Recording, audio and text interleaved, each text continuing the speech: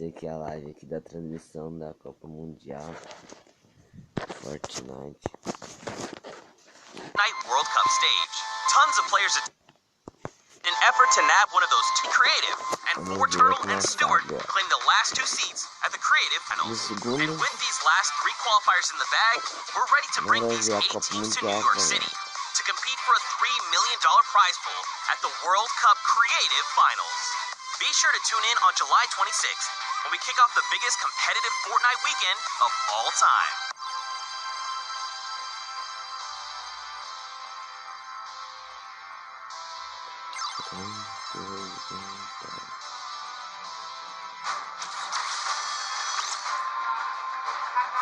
Ladies and gentlemen, Fortnite fans from all around the world, welcome to the Fortnite World Cup Finals. We are here at the USTA, aka the Arthur Ashe Stadium. I'm Zeke, this is Bala, and we have an incredible Fortnite weekend heading your way. We're hanging out outside at the Fan Festival. We're having a blast. And inside of the Arthur Ashe Stadium, we're going to have some of the most awesome Fortnite action for you all weekend, starting with the Creative World Cup Finals. That's right. Let's take a look at the schedule to get a little bit brief about what we're going to be taking a look at all weekend. Today, it's all about the Fortnite Creative Finals and that Pro-Am. Tomorrow, Saturday, we're looking at the Duos Finals. And then Sunday, we wrap things up with the Solo Finals. We'll walk away with several world champions, not only from the BR side, but also from the creative side as well. Now, I mean, you know, Bala, I can't lie to you. I am over the moon right now. I'm so hyped. The events here, you can see the fans, you can hear them, and then we're going to go in and watch all the creative action, solos, duos. It's going to be an unbelievable weekend. I can see you bouncing out of your shoes, and we're going to start with the creative mode where people are going to compete for the grand prize of $1 million today, and then later on the Pro-Am. But creative's up first here. That's right. We have 8 teams of 4, so if you've been watching on Qualifier long, you know there's been 10 weeks of Battle Royale, but there's also been 8 weeks of creative qualifiers. 8 team captains have put together a team of fantastic creative individuals going to be coming through and competing and participating in the finals. Now, I think it's time to introduce the teams. Yeah. What do you think? Let's do it. Let's do it, Bala. We have teams getting ready. They are walking in. You can see the first few right now.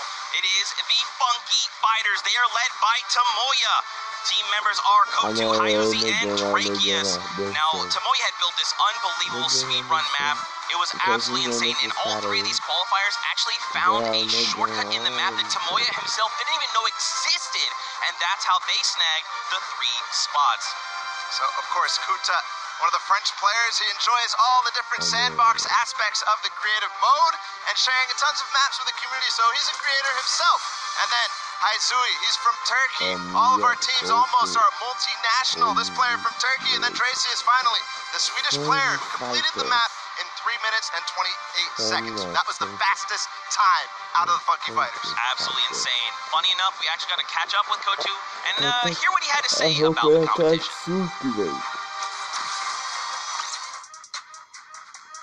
Hello, I'm Kuto from the Funky Fighters. I'm gonna win this World Cup because I am the only pro player in all players.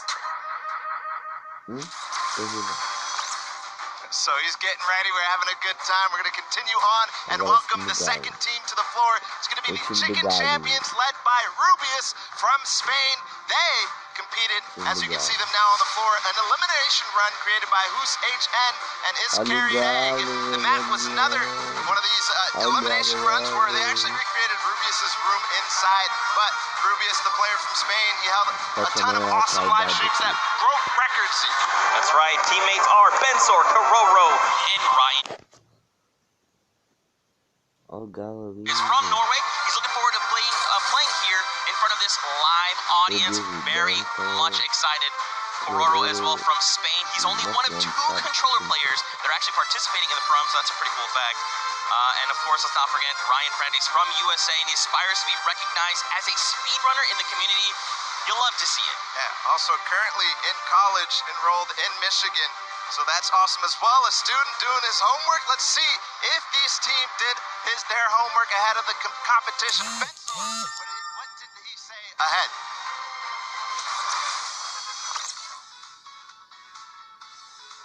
Panzer, and I'm Team Chicken Champions, and we're not clucking around. I mean, I meant a few words. You know, if you're ready to compete, you're ready to compete. Now, of course, we have 4 teams to take a look at. Let's head on over to the Fish Fam. They are led by legendary community and death runner Scissors. You've got Tyler, you got Zin, and you got Suzu up on that team. And I mean, honestly, this team is pretty dang good. Yeah, absolutely. Led by Scissors, one of the creators of the kind of game mode within the creative mode, the death runs. We'll see what they're going to be competing later on, but Scissors has put together a strong team, and he's a leader too. So I can't wait to see what kind of chemistry the Fish Fam has put together with the rest of their teammates. Yeah, and actually what's really cool about this is all team members are from different places. Scissors from the USA, Tyler from Canada, Zan from Denmark, and Suzu from Belgium. And funny enough, we actually had a moment to catch up with Tyler, get his thoughts on the competition.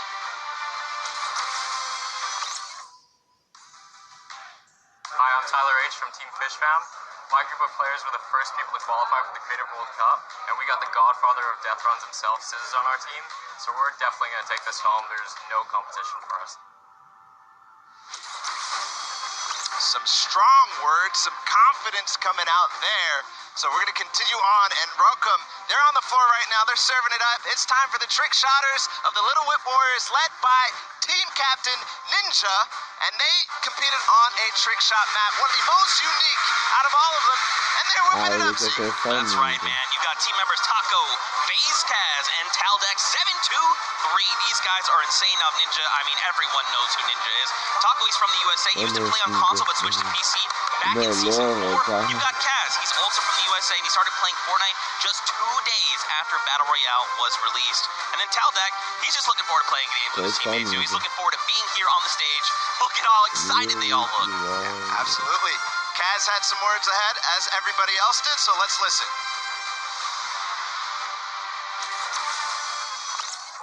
My name's Kaz from Team Little Whip Warriors, and we're the most skilled, the most creative, and honestly, we're just the best. Well, there you go. Again, just, you know, when you're ready and you're skilled, you just kind of hey, it's fine, we'll be here, no problem. Next up, though, we've got the Ravens Revenge. This team is led by Gotaga. I mean, obviously, you guys know this is a French monster. Teammates Magma, Artier, and Chappie. Gotaga, who made the map, talked about it. He actually has played in a number of different things, and we just saw Ninja. He actually once lost 19,000 in a rock, paper, scissors game against me. That is an unbelievable sum of money. I mean, sometimes these things happen. It's during a charity stream, so, you know. Yeah, it's all for charity. That's what this is all about at the end of the day. A little fun fact as well, Gotaga's, his trick and creative map was actually called Elixir City. We kind of talked about that a little bit before the show. We're like, that is a dope name. But, you know, we've been hearing from the players. Next up, we're going to take a listen into Magma and hear what he has to say about being here today. I'm Magma, and my team, Ravens Revenge, is going to do really good in the World Cup, and we're going to smash the rest of the competition because we have the Battle Royale skills, building, death run, we have it all. Awesome. We're going to continue forward because we still have a couple more teams. The Llama Record Company is next, and this has some familiar names from the Fortnite scene. Led by a Hand of Blood from Germany, they competed on a 4-minute apocalyptic map where they had to survive, so not really a surprise to see Svenos, Carnifex, and Alex JJ there because there are veterans of the Battle Royale format. That's right, and these guys have been competing, you know, since Summer Skirmish and beyond. These guys are amazing. Svenos has amazing shoe collection. You've got Alex JJ from the UK. He also actually played back in the Summer Skirmish, which is pretty cool. Carnifex out from Italy. And the favorite thing about creative mode is that you can pretty much build completely new custom game modes. You like to see it, man. That's ridiculous and funny you mentioned that about shoes from Svenos, because when I met him in Poland, they actually wearing these gold shoes, so we'll see maybe if he can pick up something gold later. But again, no surprise that this team qualified in the survival map. We're going to see if they were spinning any plans up ahead of the game. Let's find out. Hi, this is Svenos. I'm here for DJ Lamas. We're going to win this one because we have 3 pros on our team and a German that is very intense and aggressive for spawn down. And of course, if you watched during the summer block party, you know, Sundown had the tongue twister of a name, and they gave it to me this time.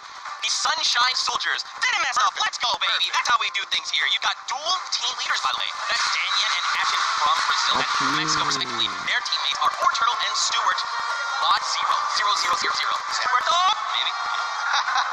This team competed on a speed run. They had to clear 100 checkpoints as fast as possible, and the top two joined them. That was Ford Turtle and Stuart, like you said.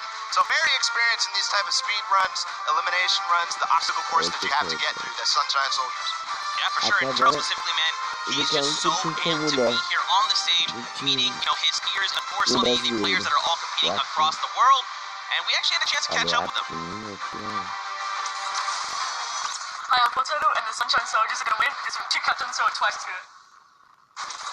Twice is good. We got one more team to join us on the floor. It's my personal favorite team moniker. It's the Locksmiths Cuddle Crew, and he's joined by three players, MSYB, Clyde Tax, and Sandeep from Slovenia. Rocky's Landing was one of the second matches used in creative trials, and it was a beautiful match. Yeah, man. Lockley, had Lockie's landing up for grabs and up for the test of all the players. You can see they've got the matching team jerseys.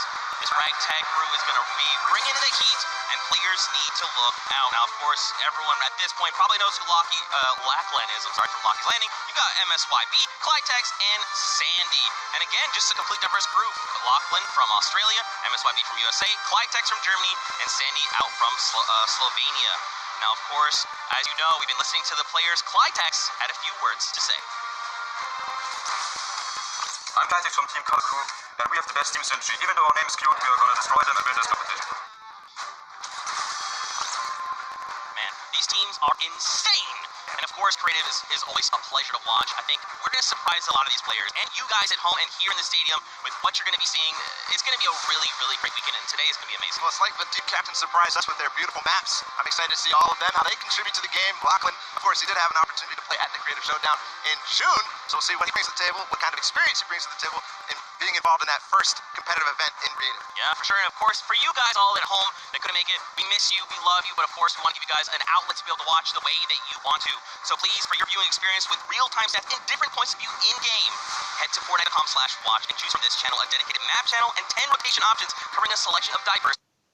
Now, of course, Paula, I'm so amped to be here. I could not be more excited. The fact that I'm actually standing still is, I think, a surprise to every single person. And of course, here's just a few more ways that you guys could watch everything. You've got the first place, the second place feeds. They're all 10 feeds for your viewing pleasure. If you want to see someone specifically, tune in to them, see what they're doing, how they're kind of navigating the maps, you can do that. That's absolutely amazing to be able to watch any POV. And just like you said, Zeke, I cannot believe you're still up and in the back room getting ready. You've been jumping up and down. So that means it's creative time, man. I cannot wait to get these games to get inside to the Arthur Ashe Stadium. Zeke, again, I'm surprised we're standing still. I mean, if you guys aren't feeling the hype right now, you need to open your eyes because this is it. 10 weeks of qualifiers, 8 weeks of creative qualifiers have led us to this very weekend. The Fortnite World Cup Finals in New York City. We're going to walk away with world champions. I'm so excited. I could not be happier right now. And not only that, we are outside at the fan festival having a blast. Everybody's doing all sorts of fun activities. All the players, all the people are getting inside, starting to get ready for the show, get in the bleachers, start watching some creative action. Then later, of course, the program. It's a blast. Make sure you're coming down here and joining us. Yeah, for sure, man. Now, funny enough, we actually have Pookie who is standing by. She is chilling with the leader of the Funky Fighters. That is Tamoya. So let's send it over to her for an interview. Thank you so much, Zeke. I am here with Tamoya of the Funky Fighters. It is so exciting to have you here competing in the Creative Fortnite World Cup. How have you been preparing for today? I just practiced with my team yesterday and things went pretty good. And we didn't have as much time as I thought we would do, but we played really good, so I'm pretty excited, yeah. That's awesome. Team synergy is definitely important. Now, do you know any of the other competitors that are going to be here today that you'll be facing? Do you have your eye on anybody? The Death Run map, I think, is going to be the most competitive. So, yeah, I'm excited to do the Death Run map, yeah. So, I mean, Scissors is very well known for his death runs. Do you think you'll have any competition with him? Yeah, I think it's going to be really hard beating him, but my map was also a death run, so I think my teammates have a good chance. Well, I wish you the best of luck. Thank you so much for taking the time to speak with me. Zeke and Bala, back to you guys. Oh man, the hype is building. Now guys, the show is getting ready to start, but there it is. You've got the 32 players, 19 countries represented across 8 different teams. The Fortnite World Cup Creative Finals are about to begin. You ready? I am ready, Zeke. I'm ready to run inside, so without further ado, let's send it inside to kick things off.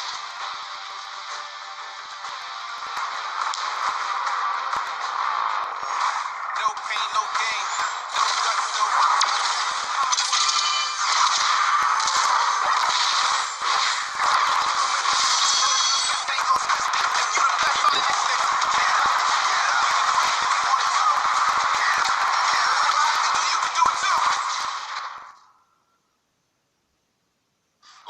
gentlemen, what's going on? How you feeling today? That's what I like to hear. That's what I like to hear. Welcome everyone to the Arthur Ashe Stadium. I'm Golden Boy, your host, and I couldn't be more happy that you guys are here in my hometown of New York City. It's actually quite nice for me because that means I don't really have to travel that far. It's pretty cool. That being said, we have a lot of cool stuff that's going to be happening here today. Not only do we have the Creative Showdown, but we also have the third Fortnite Pro-Am that's about to go down. It is going to be incredible. You got some of your favorite content creators. They're going to take that stage and battle for your entertainment. Now, you know that we saw a few of the players that were coming out here. We actually have one that you all may recognize standing by with Pookie. Pookie, who you got for me? Thank you so much, Golden Boy. I am up here on the main stage with Ninja. Familiar faces for everyone in the crowd. Let's hear it.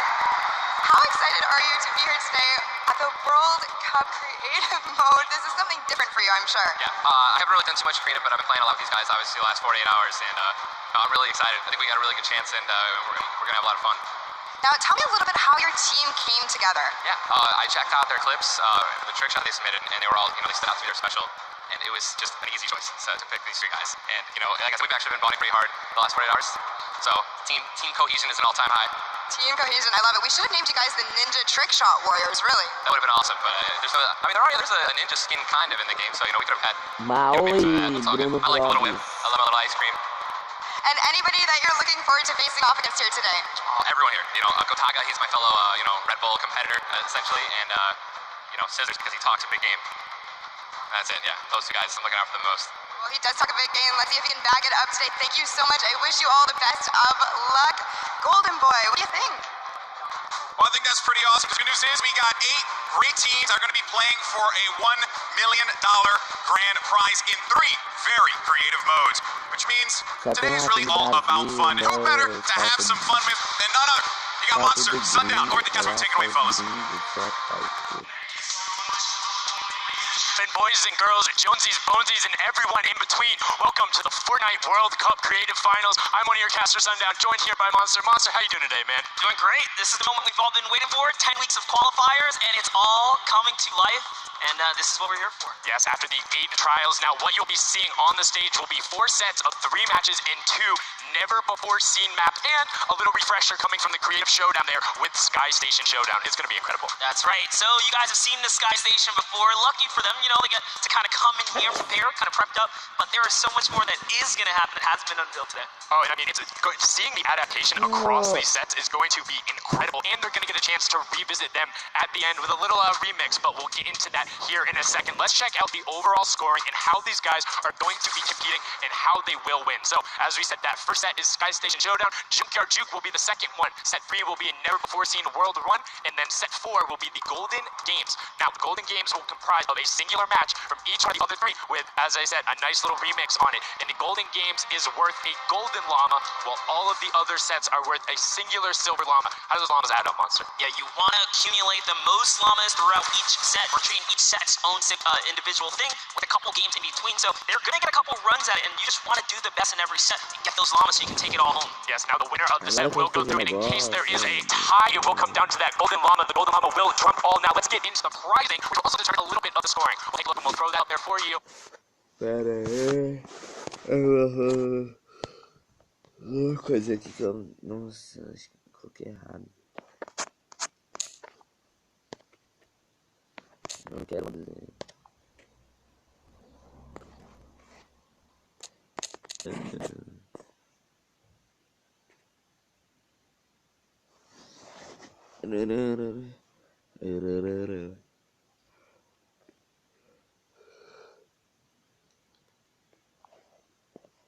Pera aí, gente.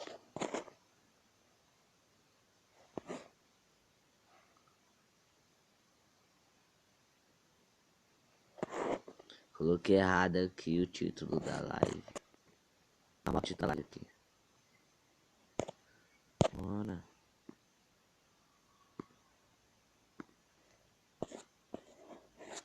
Vamos o título da live. E a thumbnail também. A thumbnail tá do cliente. Como assim? Vou editar vídeo.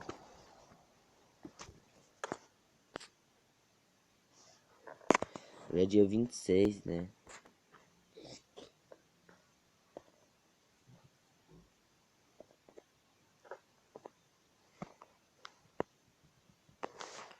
Foi 26.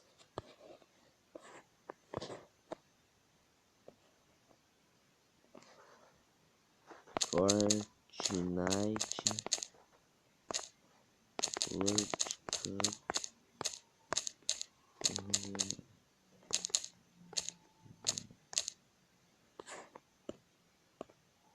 Não, 2019. Não.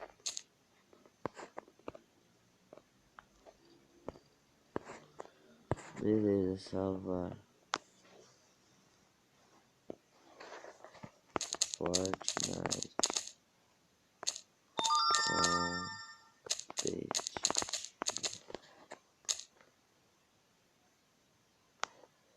Fortnite Battle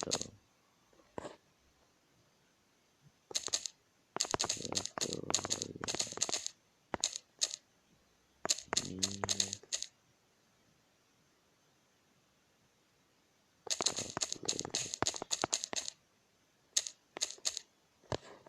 pronto, salvar. Cobranças avançadas. Cadê tentar trocar a thumbnail? Dá pra trocar a thumbnail?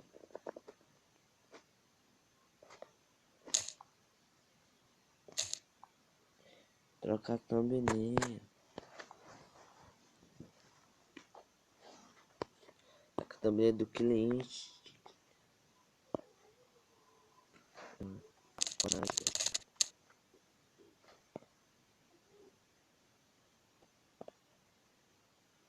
Peraí. Luz de campo. Bora tirar. Bora.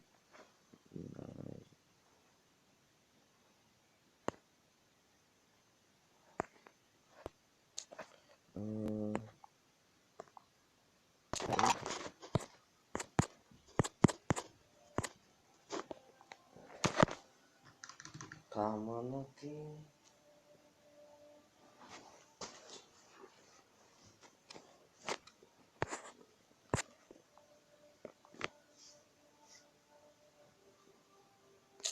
Não vai dar pra trocar, como assim?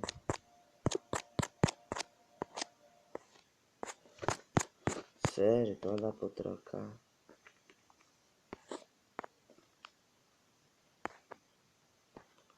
Eu quero trocar.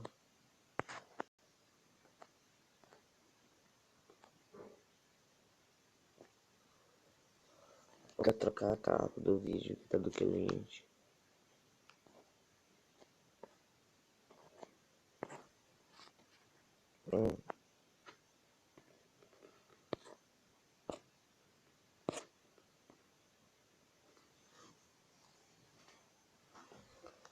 Não vai dar, velho. Que merda.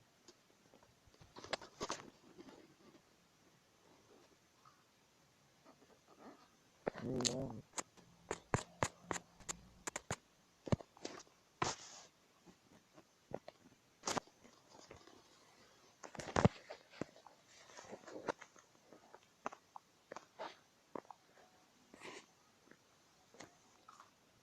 The way it ends up working is from top to bottom. Each one of these contestants will be winning money, so everyone is a winner in there. But definitely want to get in the top 4 to bump up that score.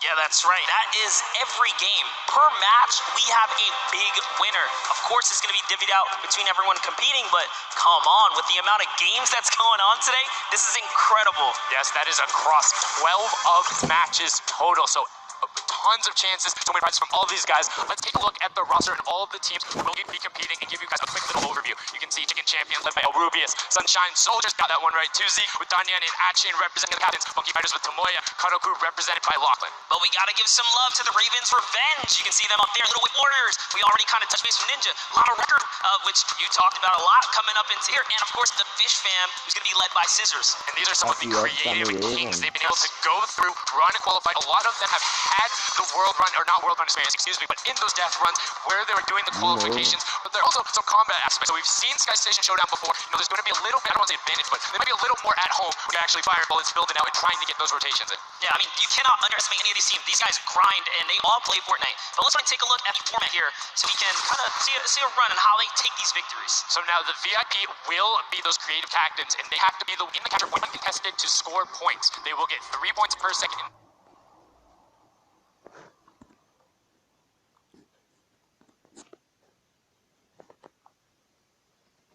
Punch and get a decent amount of timing. Let's take a look at the score. The way you climb up, but it's only a 5-second contested lead, and they're building on it. Right now, not a lot of points have been scored, which means when that hill opens up at 7 minutes, it's going to be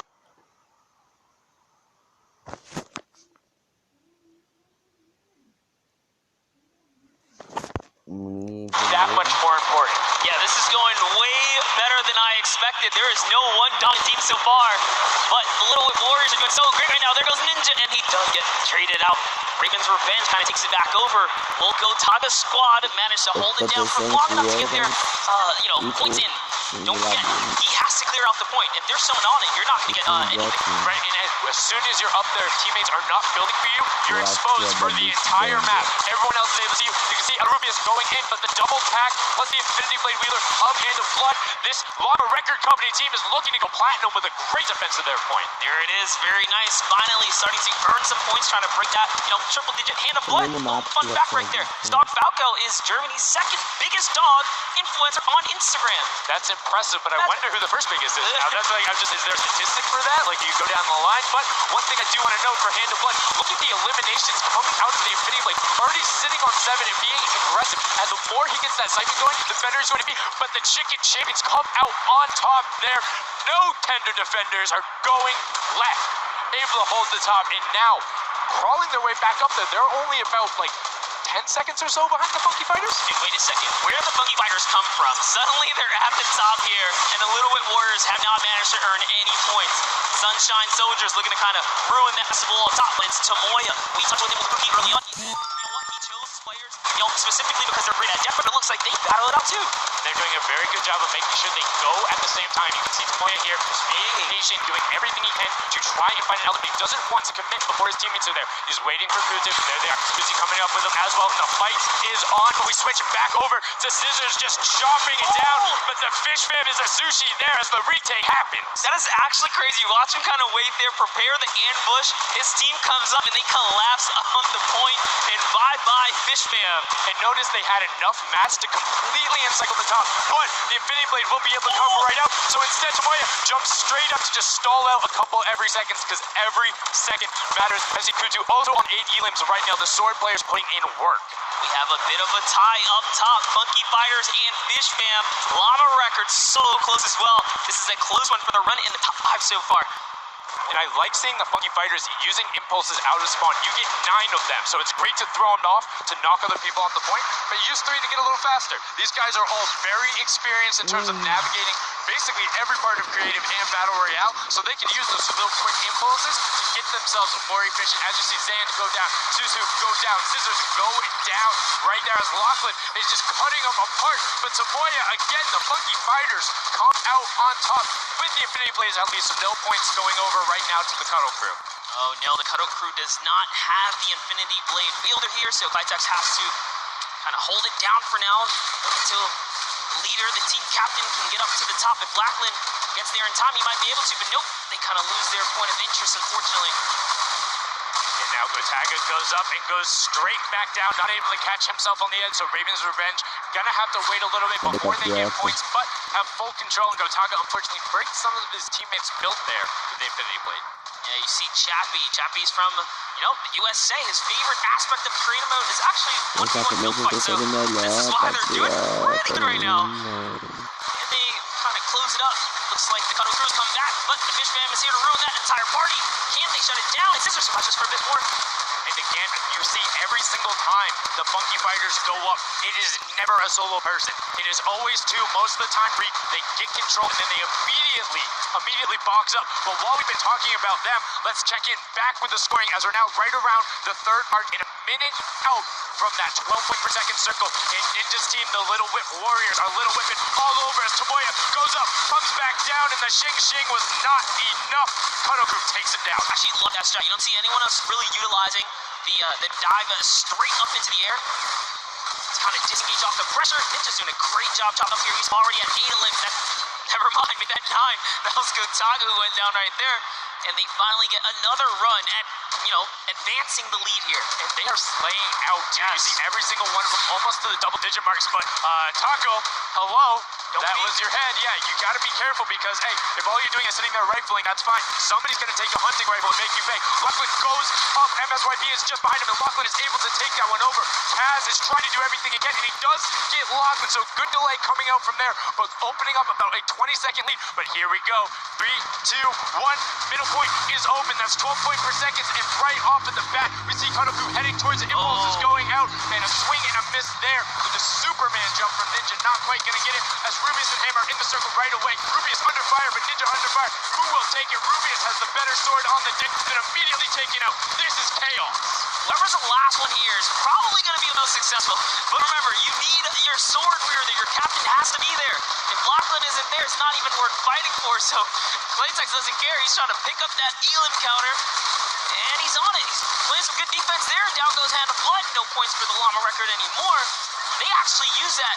There's a couple seconds with them all the way back up to second place. And 2 of the Kanoku right now have combined for 31 eliminations, but they're not converting it into points. They're currently sitting at the bottom, 189. Little bit Warriors do still have a lead, but it's already been cut down. And just as I said, with the middle hill, Funky Fighters almost take it away. There it goes right on over. And you see any amount of time in that middle hill is so efficient. I'm actually loving that little strat right there. They hold a point, then aim out to where these players spawn in and kind of move in from, just kind of pressure them back.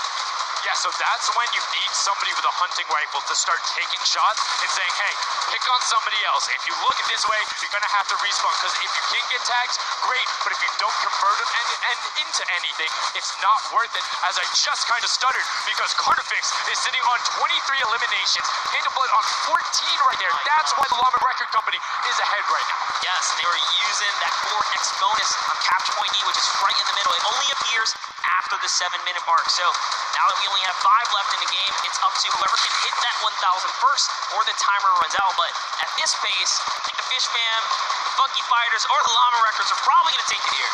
Yeah, the Sunshine Soldiers are also racking up points quickly. What's interesting to see is the Fish Fam are pretty much now uncontested, as everyone has tunneled in on that center hill. But once you get later into the game, when you need to kind of go up a little bit more, consistent points end up winning out, because everyone will turn their attention to the 12 points per second. You'll have impulses going down there, random hunting rifle shots, builds 24/7, because they see that tick happening. And look, as I said, all the sword players are down there, 2 of them going off. The attack shock is being thrown up, walls everywhere, but it doesn't matter. Points aren't being scored right now. Yeah, they're trying so hard to get all the bonus points that the Fish Fam is just like stealing away the lead right now. But also, remember, their teammates pick up elims, you get mapped straight to your point into your inventory. So they're able to fortify up there. That's why they're just slowly growing.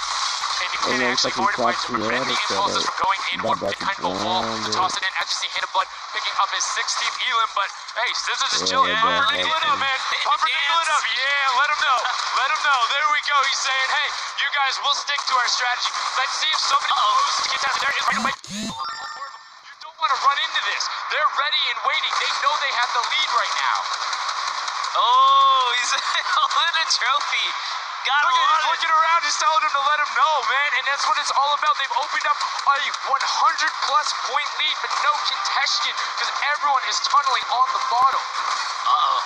And I like this now. Now they're turning their attention outwards. The other teams kind of realize, wait a second, they're just up there scoring. Like, what can you do in this instance? They see the other scores. That leaderboard is running for them. What they have to do, if you're the Llama Record Company, you hold the middle and lock it down for that time, and then the second you get the lead, start running at the Fish Fam. Don't let them come anywhere near any point.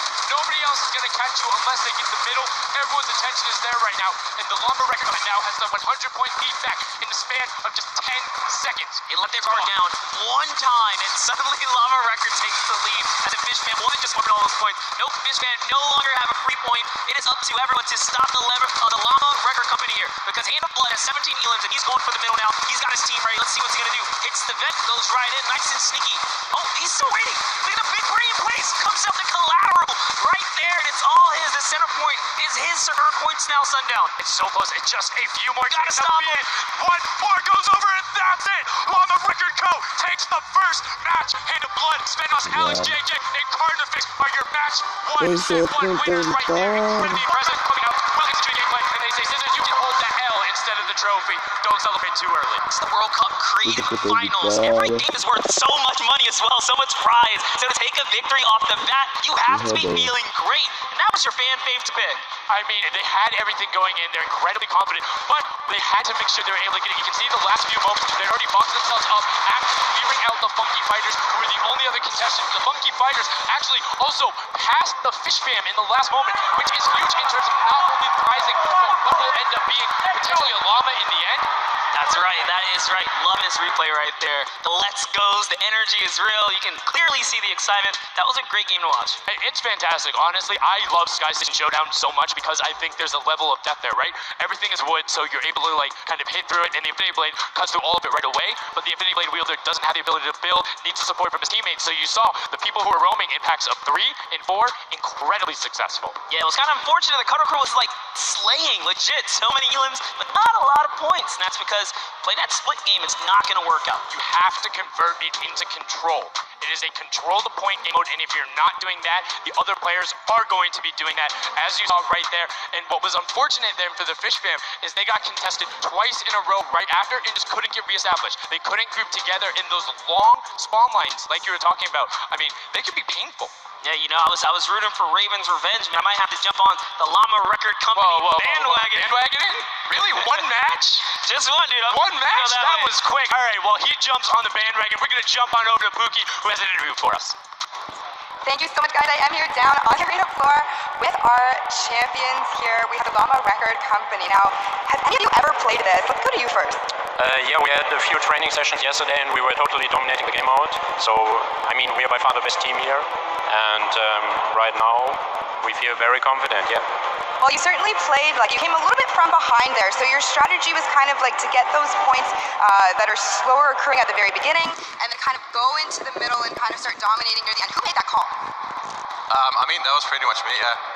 Like, we know that at 7 minutes, like, the middle just opens up, and you get like 12 points a second instead of 3. So, yeah, we decided to work on that.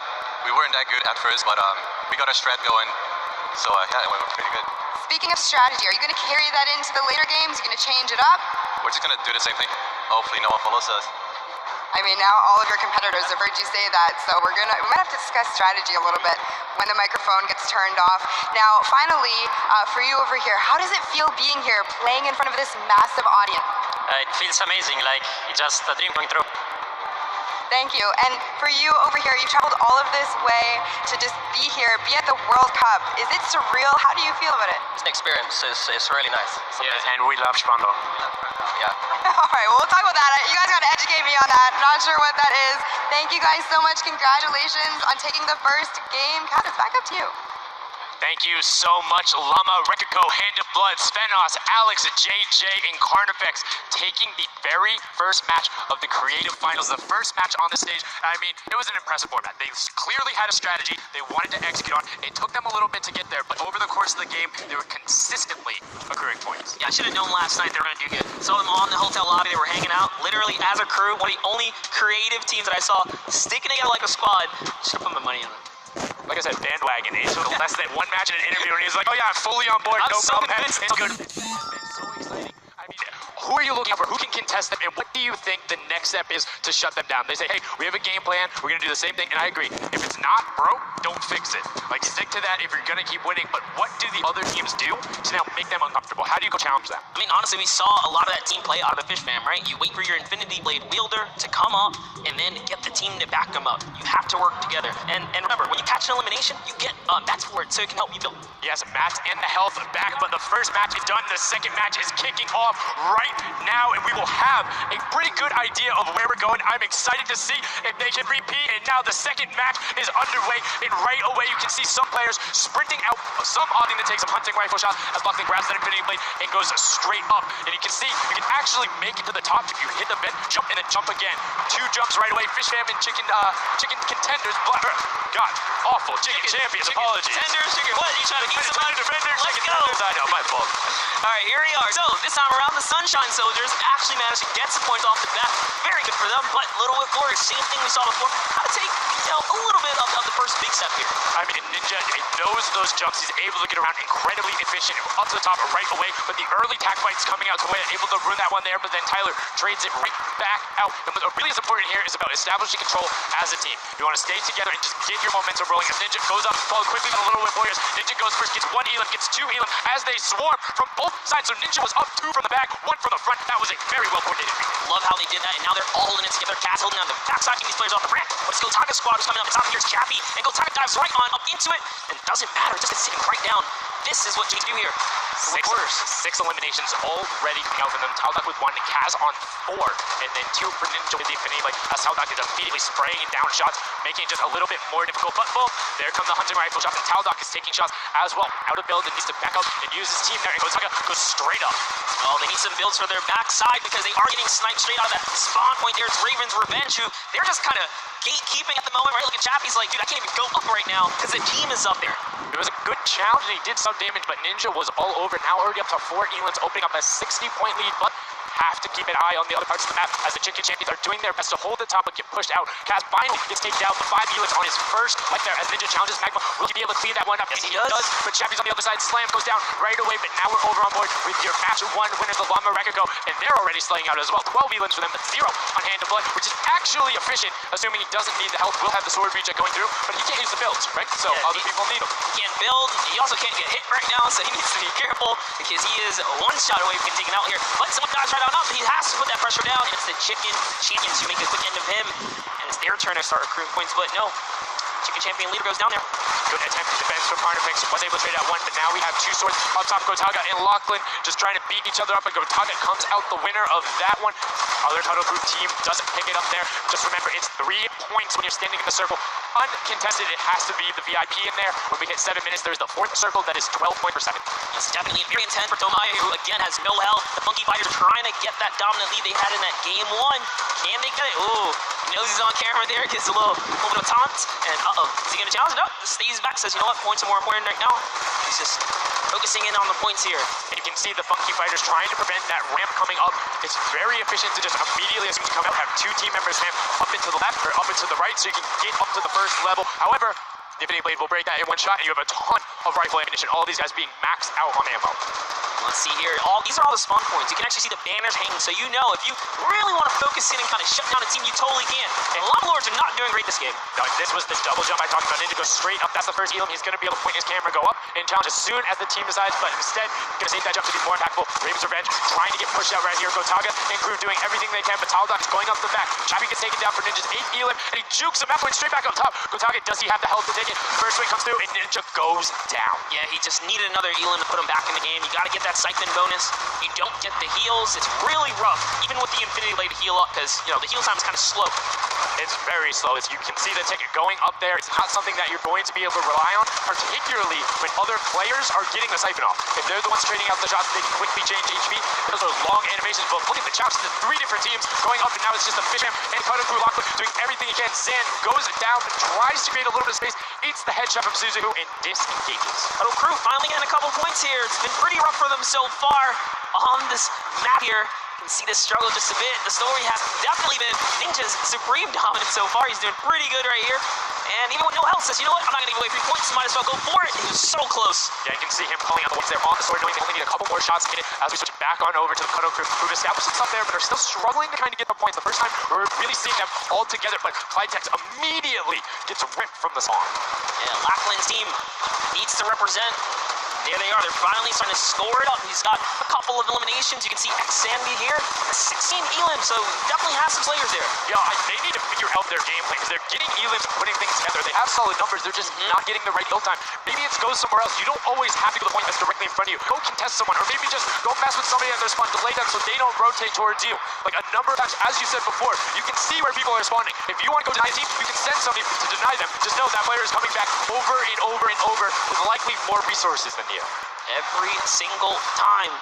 And look at this. The Little Whip Warriors approaching that 400-point mark. And in just 1 minute, that new point capture D will be unlocked in the center of the map. And while they have a solid lead right now, just under 150 points, that disappears in the blink of an eye. That's about 15 seconds uncontested in that middle hill. That's just how valuable it is. But we saw the shift in gameplay that happened. Everybody tunneled it right away, and then the Fishman were able to get back up. But after that, kind of cycled it back in, and the center point became the focus and where the win was taken. And right now, Llama Record Co. We said they were struggling at the start. They're divided right now in second place, Monster. They're definitely creeping their way right back up. They're about to hit that 300-point mark there. Here we have Smenos just on point by himself right now, waiting for Blood to come on up, hopefully. And again, no surprise, Ninja and his crew has come up. Build is brilliant because if you come up the steps, you're pushing into somebody's right hand, and on the other side, you're blocked off. As Ninja then just drops down 0-0-0, and he gets picked up with the alley-oop from Gotaga as Gotaga comes up with Magma 1-2-3. Ravens out of nowhere, but the Little Whip Warriors don't care. They're cutting down in 3, 2, 1. You can already see MSYB is down there. Alex JJ down there. Carnifex down there. They're trying to set up control right away. Llama Record Co, but the impulses are raining from everywhere. Hand of Blood really trying to get in there early too, as did every other captain, but it was to no surprise, not effective. And you can see that the Chicken Champions are committing to the 3 points right now. Little Whip Warriors as well. While contention is happening down in the bottom, no Infinity Blade Builder is in there. But the steady climb of points coming out of Chicken Champions is going to be beneficial. But also, just like that, Llama Record Co is a little bit off the pace. They need to get the center uncontested. However, this game, they have a lot more attention on that. Yeah, but look, Fish Fam's doing the same thing they did last time, just slowly, or actually, sorry, the Chicken Champions have adopted the strategy. Fish Fam are doing it too. Oh, yeah, there. So there's 2 teams who are just hanging out up top, no problem. All the other teams are contesting. Ravens Revenge has control of this of one of the other side, so every hill is occupied and full control by a team, not being contested. Everyone else is looking at the middle. Yeah, it's actually working. The Chicken Champions are right behind the Little Whip Warriors right now. They're almost in the lead here. They just have to kind of hold it down. Honestly, the Little Whip Warriors have to identify what platform they're on and go take it. Well, this is what happened to them last time. They kind of had a good lead and then stalled out. You need a game plan with the middle platform goes, and you either need to stick to it or, depending on the score, be adaptive. Because right now, Chicken Champions, they're being fine. As long as somebody isn't controlling the middle, they're going to be able to have that lead, and you can send one person to just throw impulses down there over and over. Just be annoying from the top. Here's Scissors. 6 elims, looking good on this other point, and now he's in the top 3. They weren't even close before, but just by slowly, consistently gaining points here, you can see they're bringing those control. Little Warriors no longer lead. Yeah, Little Whip Warriors actually unseated the Chicken Champions. They come there, control point, they're taking over. They're trying to get it back, so that's a battle right now. But the Funky Fighters out of nowhere, middle hill, and all of a sudden, just like that, into first place, going to pass 700 in just a second. No, get pushed out, and now they're back in there. Tamoya going off right now. Llama Record Co down there and trying to push him out, and you can see they're contesting it over and over again, but they're not getting the points they saw last game, falling off the pace. Yep. They are slowly just battling for this number 1. Chicken Champions kind of overtake it now as well. The Fish Fam not.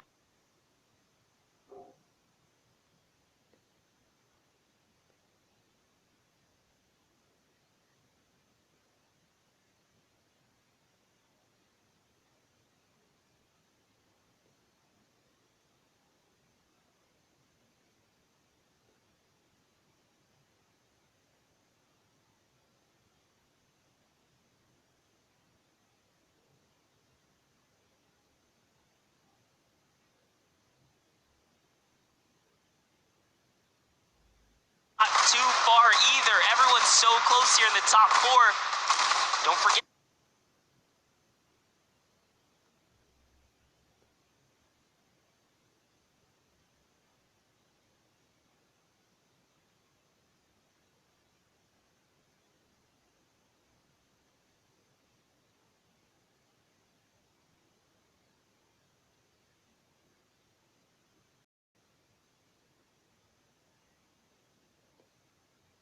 If you take a victory, you win 55,000 bonus in prize. Suzu is going off. 21 eliminations, and right as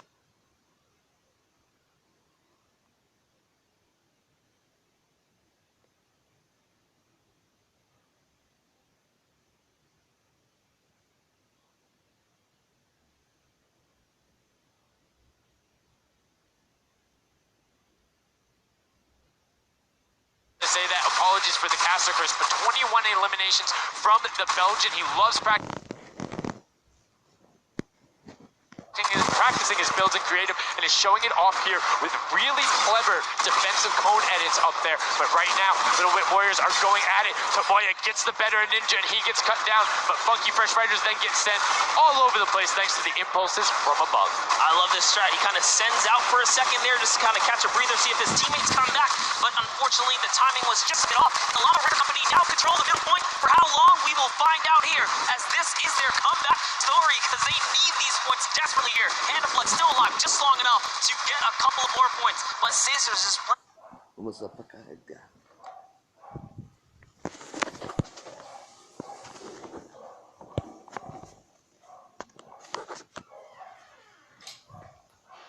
Playing the long game here, just eating away at the threshold here at the top. So Zuzu isn't working with that. I'm assuming they've sent him to just go either watch middle and be their middle control. No, he just came up the backside. There you go. They're just like both flying at people. Have the come up in a very well coordinated pitch. Bring the side, Scissors to Piggy. Now for the Funky Fresh. Oh no! No, they got stuck on the point. So if you were the fish for a little bit right now, you have to set something to stop it. If that Infinity Blade Wielder gets out of one, goes anywhere for 1 second, they don't win. Somebody has to deny him. It is all threat. Anywhere he goes, it doesn't have to be the one here. He touches the middle. A singular uncontested second will beat the victory step. These are the final moments here, Sundown. He's got a slight grin on his face. He wants to do it. At this point, that he's gonna make it. Here it goes. He takes the save. He does miss. He's going back forward now. Seems up there. All he has to do is strike a couple of times. Hitting with his strength, he does not.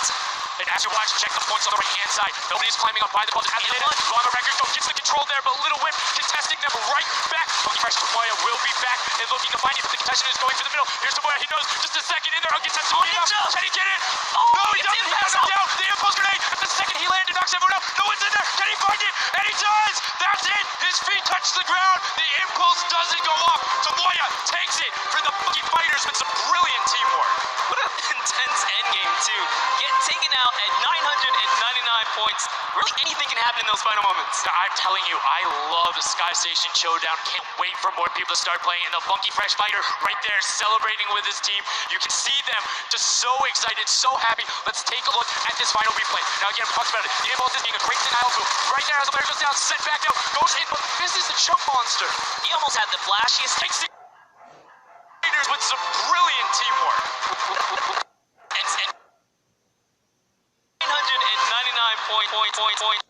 Nothing can happen in those final moments. I'm telling you, I love the Sky Station.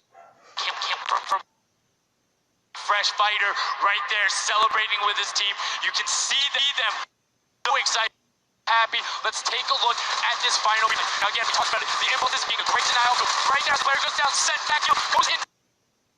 He almost had the flash, and he only had to stay there for a bit. And even with the impulse bumping him out, that's it. And I mean, you saw the impulse explosion. The second.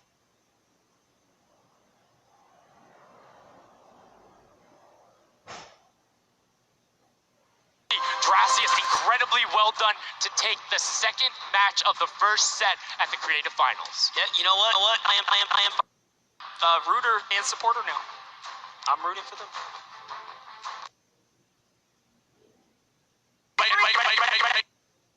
I'm their fan, but no, great performance coming out. And it's one thing we talked about, right? The adaptation that happens from match to match. Bomber Rekiko was like, oh, we're gonna work out. Yeah, it really didn't in those endgame situations. They really snuck and took the entire competition.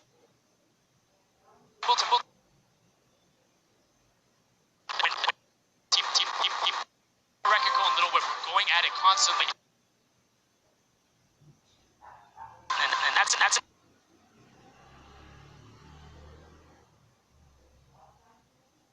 The set. Just remember, teams. Now is on, but the Funky Fighters had a little bit of pressure off of their shoulders. They got that top spot. We have Pookie standing by on the top deck with a boost. What do you got for us?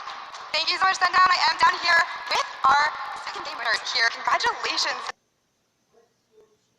Gotta talk about the moment where you guys were just sitting, needed 1 point left. So that life. I was really nervous. Like, I was just imagining, like, losing with 1 point would be terrible. So,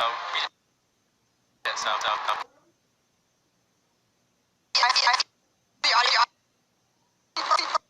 Well, so going into the next games, what do you guys think? Are you gonna keep doing what you're doing? Or gonna mix it up a little bit? I think doing what we're doing is fine. Second game we won, so yeah, we're gonna try and do the same thing and hopefully win again.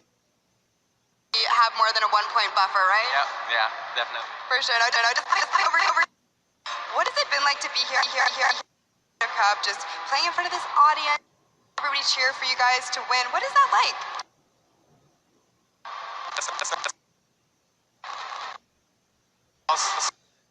Teammates and just have fun. Yeah, and have you guys had a chance to play together before? Is this your first time playing together as a team? I don't really.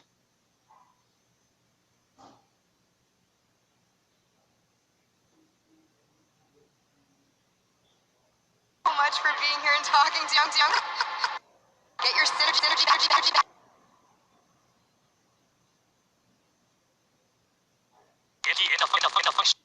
I mean, their game plan has been solid. Second place, first place. Now, I understand why you might want to ban a little bit, but I'm still going to hang out with my Llama Record Co.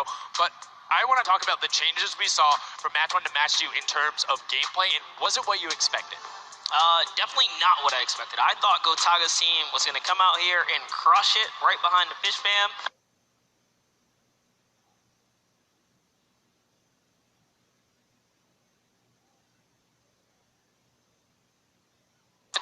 It was like, hey, when I pick...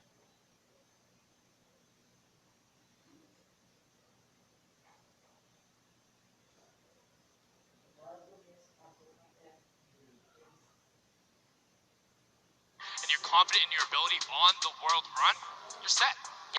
One step closer. So with the first place and the second place, they're clearly having a good set so far here at the Sky Station Showdown. Yeah, it's been very well done from them, but it's still anybody's game. Don't forget, the winner of the Silver Llama is the one who has accumulated the most prize money across, which equates roughly to placements in that bottom half, 4th through 8th, all receiving the same amount of prize money in each one of them.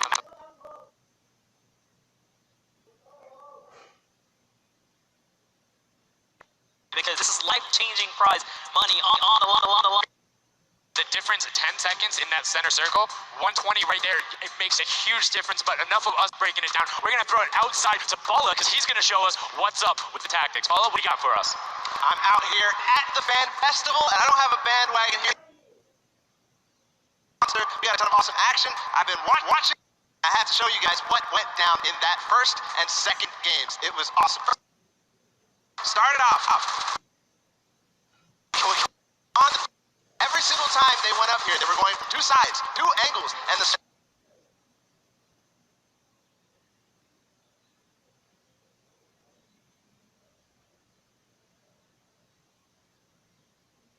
easy for him to just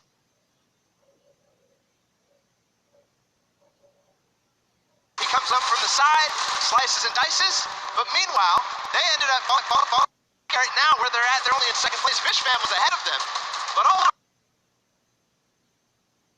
telling his teammates to try to get the crowd involved. It was Llama Record Company making the plan, making the play to get in towards the center. Absolutely amazing take in the center on this first game. And absolutely dominating with the super point there.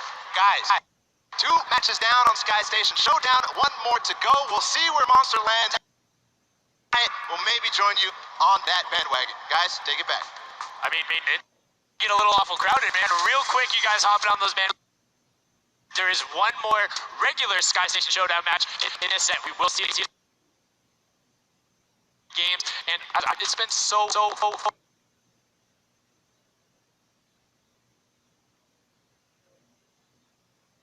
match. It's only going to get better from these guys. I definitely want to see some more of that kind of team work.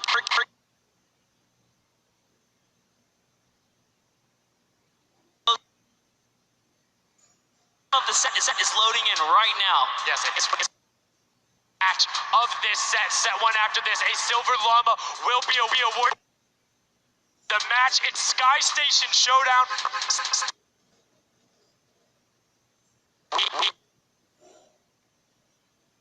And don't forget, your neighbors are. You know who is to your left and to your right, because you can see the banners and signs on their spawns. And a nice look at our captains right there. And right away, you can see a number of teams.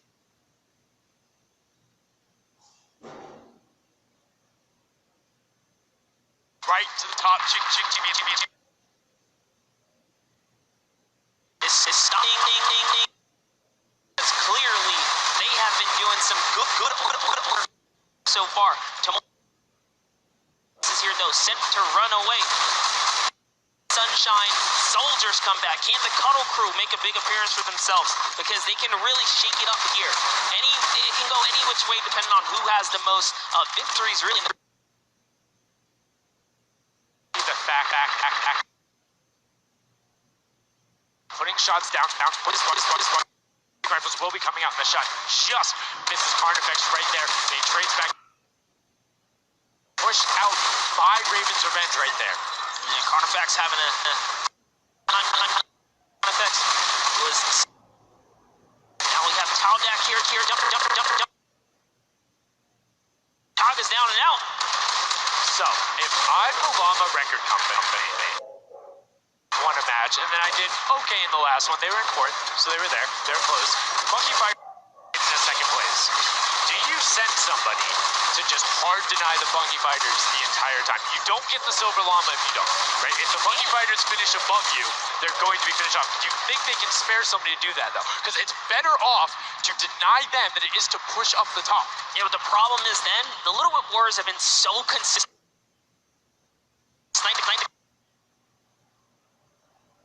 Play your game. Stay away from them. Let them gritty work for you and dominate the other side. Take that. Oh, I like Monster. This is why we keep you around. The breakdown and making sure.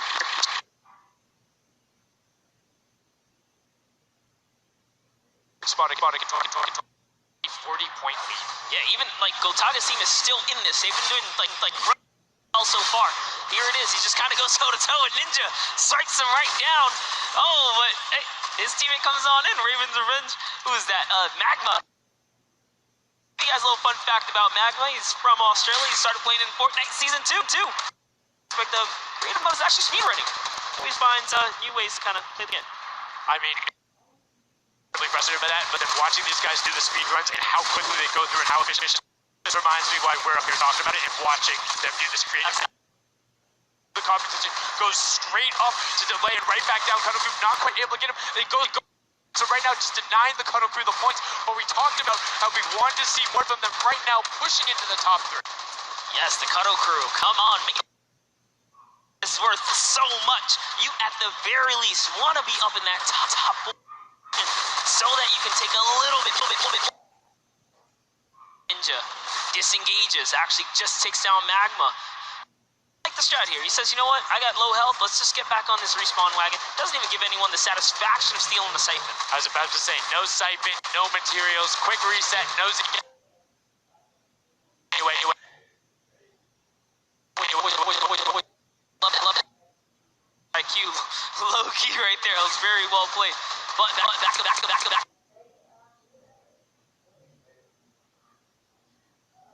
Entire squad to go up the ramp and then hops right to the top. But now back to Gotaku to kind of bait him into the close. Can he get it?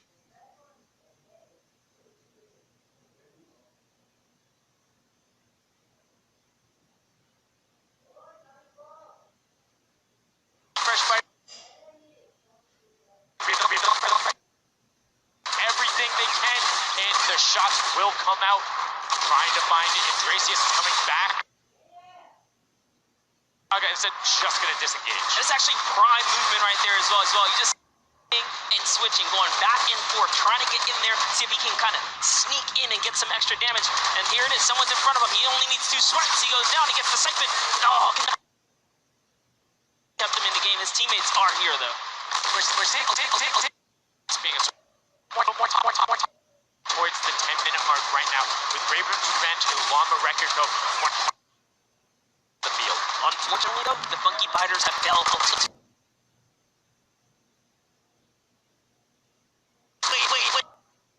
The win of the set, so they really need a massive comeback here. But Semenos is showing why he's here with 13 eliminations already, and bye-bye, falls down. Lucky for him, no more damage. In fact, he does say, hey, I'm not respawn. Smart play for him. Sunshine Soldiers having a spot to themselves as well right now. Not quite sure who. They're doing so good at holding the point here, and this is why they're in the number. But they don't have too much cushion to play with. No, particularly went well.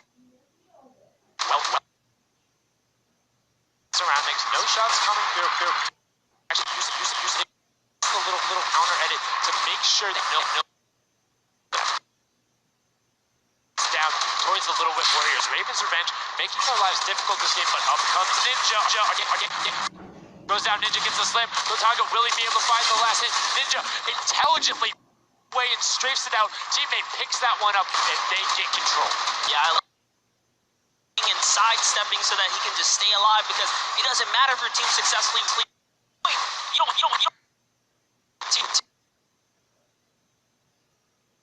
From it. Tommy's throwing himself into the mire, straight into the point there. And he gets taken out. Here it is. Tamaya's team's ball to last place. Can they make it forward the 7-minute mark, maybe kind of get themselves out? I mean, generally we talk about that just shows these guys are evolving and they're playing a better game after scissors. He needs one more swat there. Clyde Tax wins the small engagement. And Clyde Tax has been bragging out so incredibly well, being aggressive. He's that rare attack, but he's been consistently in terms of Elam. You see Forjo trying to get some pressure there from Kororo. Ryan Frantic comes out the second kick.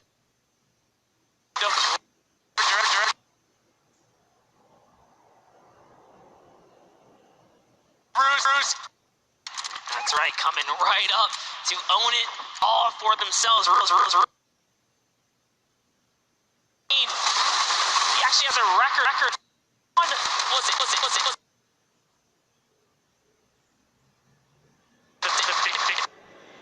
Spain will kill down towards the middle. As you can see, Little Whip and Lava Record Company already down there. We've seen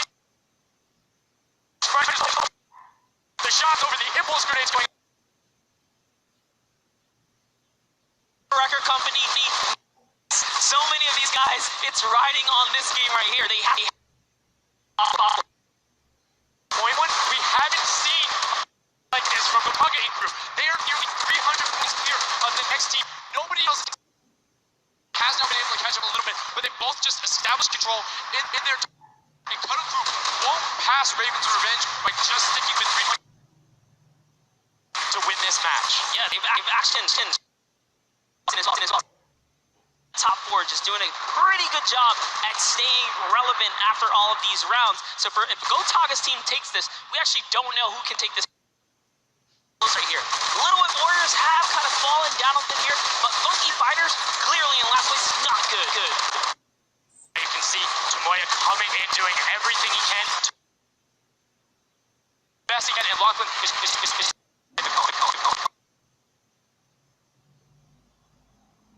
position and take here. Come out now, found him and take down there. Oh man, there's supposed to be from them there as they now immediately look and start shots, and the Raven's Revenge have now finally. So a little bit of room to start for the catch-up, but it is utter chaos in point D. Fighters are still in 8th place. They're still 50 on this game alone.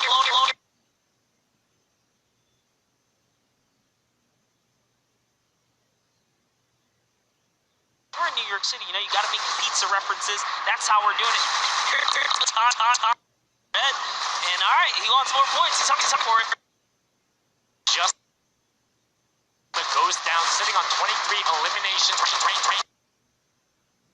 Where they want to go up. Wait. Since that middle hill is still open and being constantly. But the Cuddle Girl catching up with their steady 3-point game. But now Gotaga goes up right around the back, able to pick up the Elim, and control is rested. This is scary because the Cuddle Crew is also. Yes, they're getting a lead, but the Cuddle Crew is keeping up. We were talking about, we wanted to see a strategy come out. Something to control. They have now walled them off on each side, throw firing angles towards the other two platforms and towards the spawns behind them. Nobody wants to go. Gotaga. Oh, we saw what happened when Scissors did that. Don't count your chicken. because they're catching up right now. You can see that 12 points taking over, but they do still have a lead as players are trying their best to deny Ravens revenge. Yes, you have to keep him safe. This is the protect the president strat at its finest. Kodo Crew still gaining points. Llama Record still getting points. In comes the fire from all the other players. Freebie here. You have to look at Ravens revenge though. Somebody is going and challenging the top team. You know they're over there. You know they're uncontested. Shot. Find the tags. Undergo Tiger. There it is. And they got him. They got. Climbing up on their consistent three, but they still have control at the top. They just don't have their sword. It's 2 hop speed up there. That's right, and now Lackman's just sit here. He can just hang out, earn these points. This is what he needs to do. And he's almost there. He is almost there. The first place can be his. Right now he can take this lead, Sundown. It's literally taking over a half second away from each other. Will the shot be able to go through? 999! 1,000! Gotaga!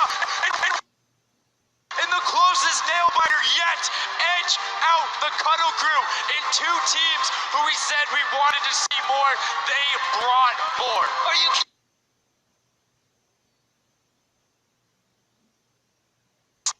Point. They couldn't earn points and they lost the lead. They were just a tick ahead. That could have been their game. I mean, it's just, let's check out the replay. You can see the counter in the top right, but the Fish Fam going up and challenging, popping up there. No. Bench as soon as they were there, and the excited when you see that victory royale. I mean, that's I do though. We at some point, because they had it. They were one had knocking on the door.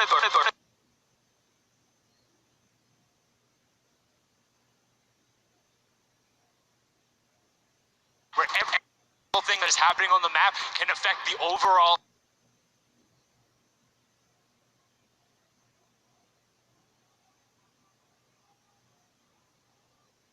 Chappie as well, just a great top spot in the final match of the first set.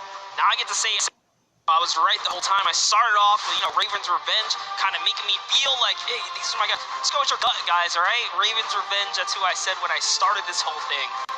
Told you.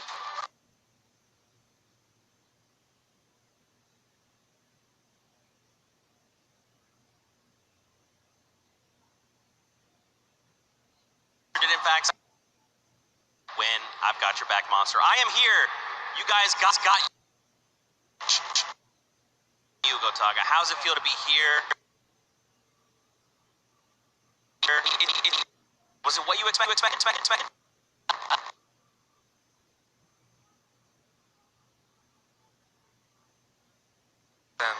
I'm so glad to be here, to be honest. That's to describe it, like. It's pretty crazy.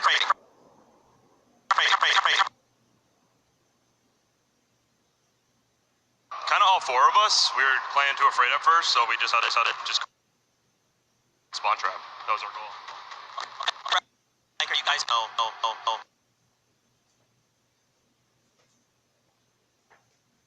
Trying to, really pressure Ninja's team. We're trying to put pressure in point, and we were able to control it over them. They ended up center, and we're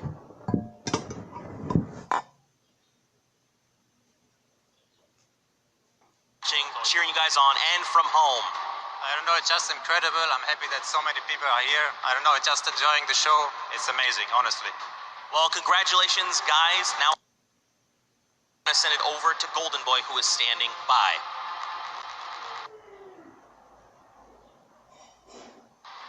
Let's go. Going on, they're hanging out as they walk back over. Just brilliantly done there from RTA, Magma, Chappie, Gotaga. The teamwork from them was just on point. You talked about it. All 4 strong players. Happy with the final was human point to find out who will take that first leg up for the rest of the creative final.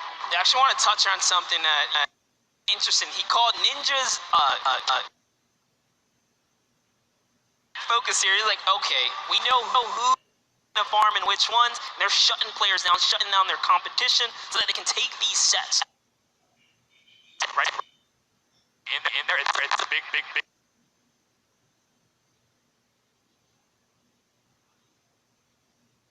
So if you want to go and try to make some of these lives difficult, maximizing your post by just denying the other guys and being.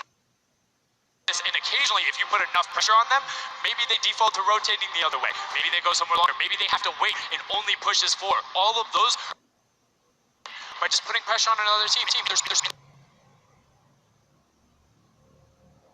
more exciting. Yeah, don't forget, guys, here and at home, there's our remix version. We have some nice twisted surprise that we will see unfold as the day goes on. That was just our first iteration.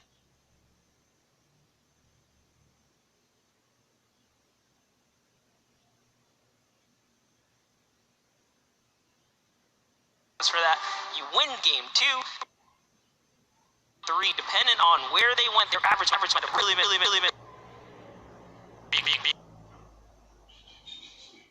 you're in the 4th and 8th range, there's no additional. They're all getting $10,000 for the match in itself. So there's just no additional gain after that fact. You're still able to.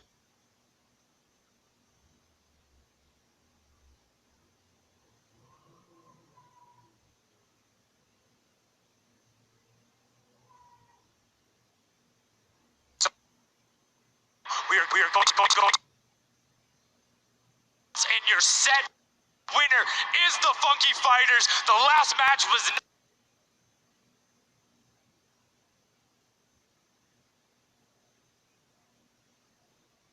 And there he is, right up.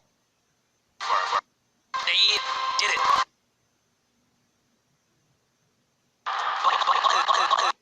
Love this celebration. Kind of are like, it's a little there, but it's like out in the last game, and then boom, you get it. But now the Slava of it, they're happy. They realize, and the big thing that gives them a leg up for the rest of them. Great job from the their gun, staying with the stretch, getting 2 top 2 plays finishes, one of them being a win.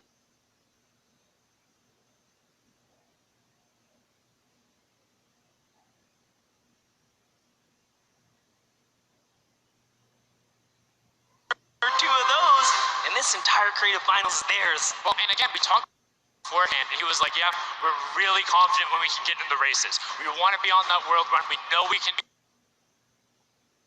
Then they turn around and do that? Guys, just showdown? Yeah, I'll just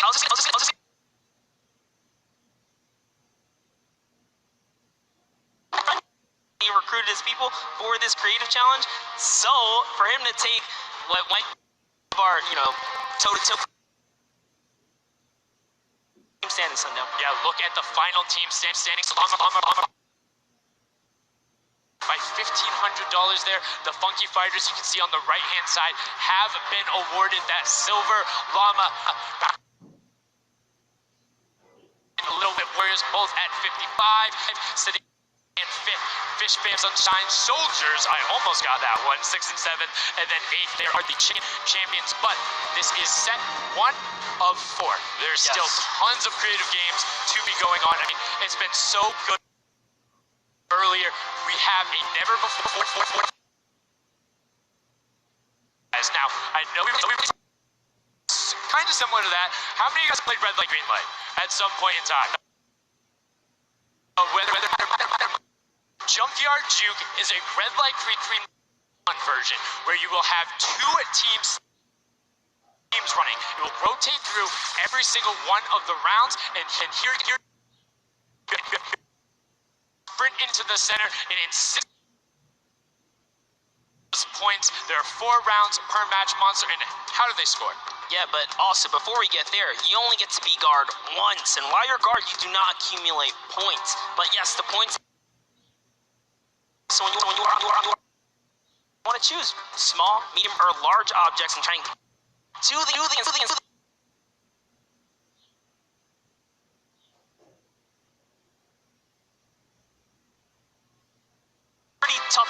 We played a fair amount of it. I got my hands on it. This is harder than it kind of sounds. So it's something that is just completely different. I don't know how many of you guys have got of fun, but this brings an additional aspect to it. The guards are able to have the denial, you're able to plan routes out, and you can have strategies, right? So hey, maybe don't give it away. There's tons of different things. Let's check out the four. See what these.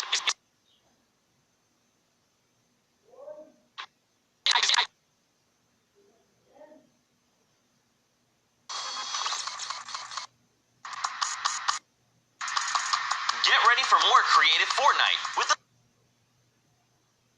Junkyard Juke.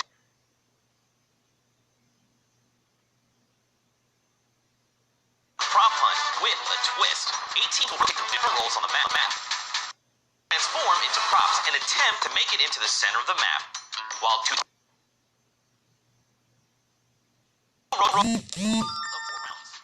each team getting one turn card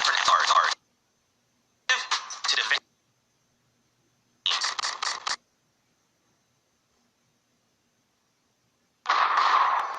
During each round, teams of props will earn points by reaching the incinerator in the central pit. The bigger the prop, the more points. But be careful. Being bigger means you're easier to spot. Prop teams need to time their movements very carefully. Every few seconds for a short time, and the center point turns green, giving the props a chance to run, or rather pit. Once a prop reaches the goal, over. If a player is eliminated, they also respawn at their home. After 4 rounds, be combined, and the team with the most points wins the game. So keep an eye out for those moving bushes, crates, and gnomes, and enjoy the Junkyard Juke. Thank you so much, Zeke, for that update. That's a Junkyard Juke, something that has never before been seen. It looks kind of a little simple, but it's wacky. All little minutia that go into it, things you can min-max on, and also there's just a level that I enjoy so much. Just seeing somebody turn themselves into a literal dumpster and then try and weave their way past, it's a lot of fun. To life here as your favorite. Whoa, you talking about my gameplay again? God. Rude. Turn them into dumpsters, literally. As frustrating game mode, it's very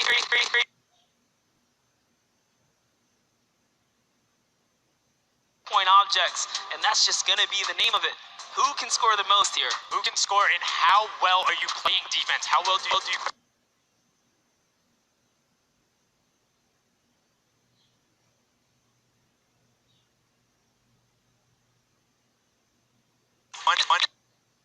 Funky Fighters have 1 silver llama. Who will get the second?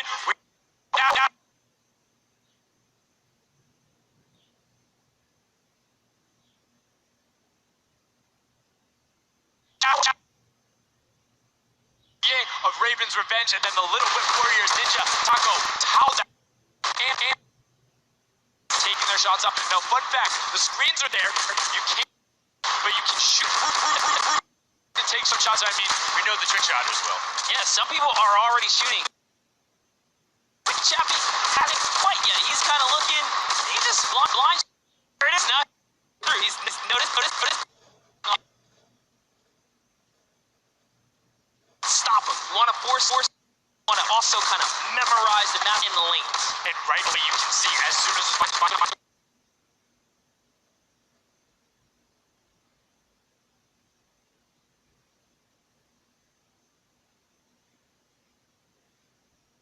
so we already see some of the problems. Look at him go. Truck kind of sneak on by, and these objects, but along that. Gotta stay still. Oh, can he blend in? And one other thing you think, the props will click through other objects that are there. So if you see something that isn't sitting perfectly naturally, like into it, boom, got him brilliantly done. Lachlan hits one of those bounce. One coming out from X Sandy into the air to the end. defense for Alex JJ, desperately trying to get in. Alex JJ with another 10-point. Hand of blood gets picked up just before that. Sunshine Soldiers in first place with 35 points. They are finding their rhythm here. Sunshine Soldiers taking the lead right now. This is a hard game mode to break free in because you gotta think about around. End of the day, if something looks off, something looks pop. So you gotta, kind of hitting the brakes here, and he hits one of those trap doors. Let's talk about that, Sundown. So you please. Tiny springs, they launch you upward. There's a couple that can be chained into each other. If you are one of those bigger objects and you get sent up.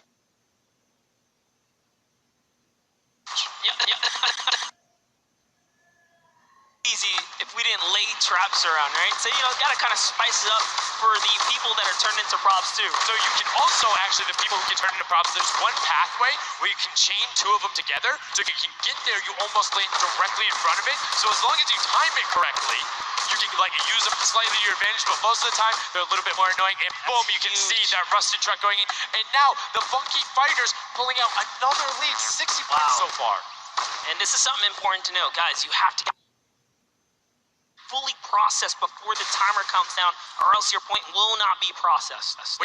Big thing on the min maxing, what we mean by that is maximizing your efficiency. So if you were to get the most points possible, you run only 10 points the entire time, not only because they're worth more, but they take less time to sort because they're the first one that goes through.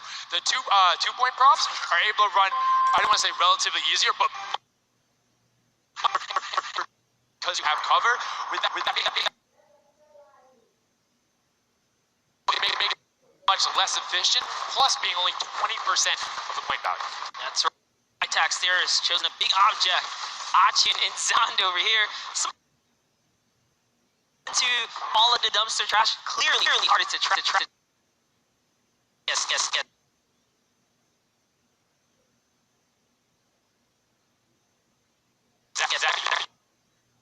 Out. Or you want to find a path for an object.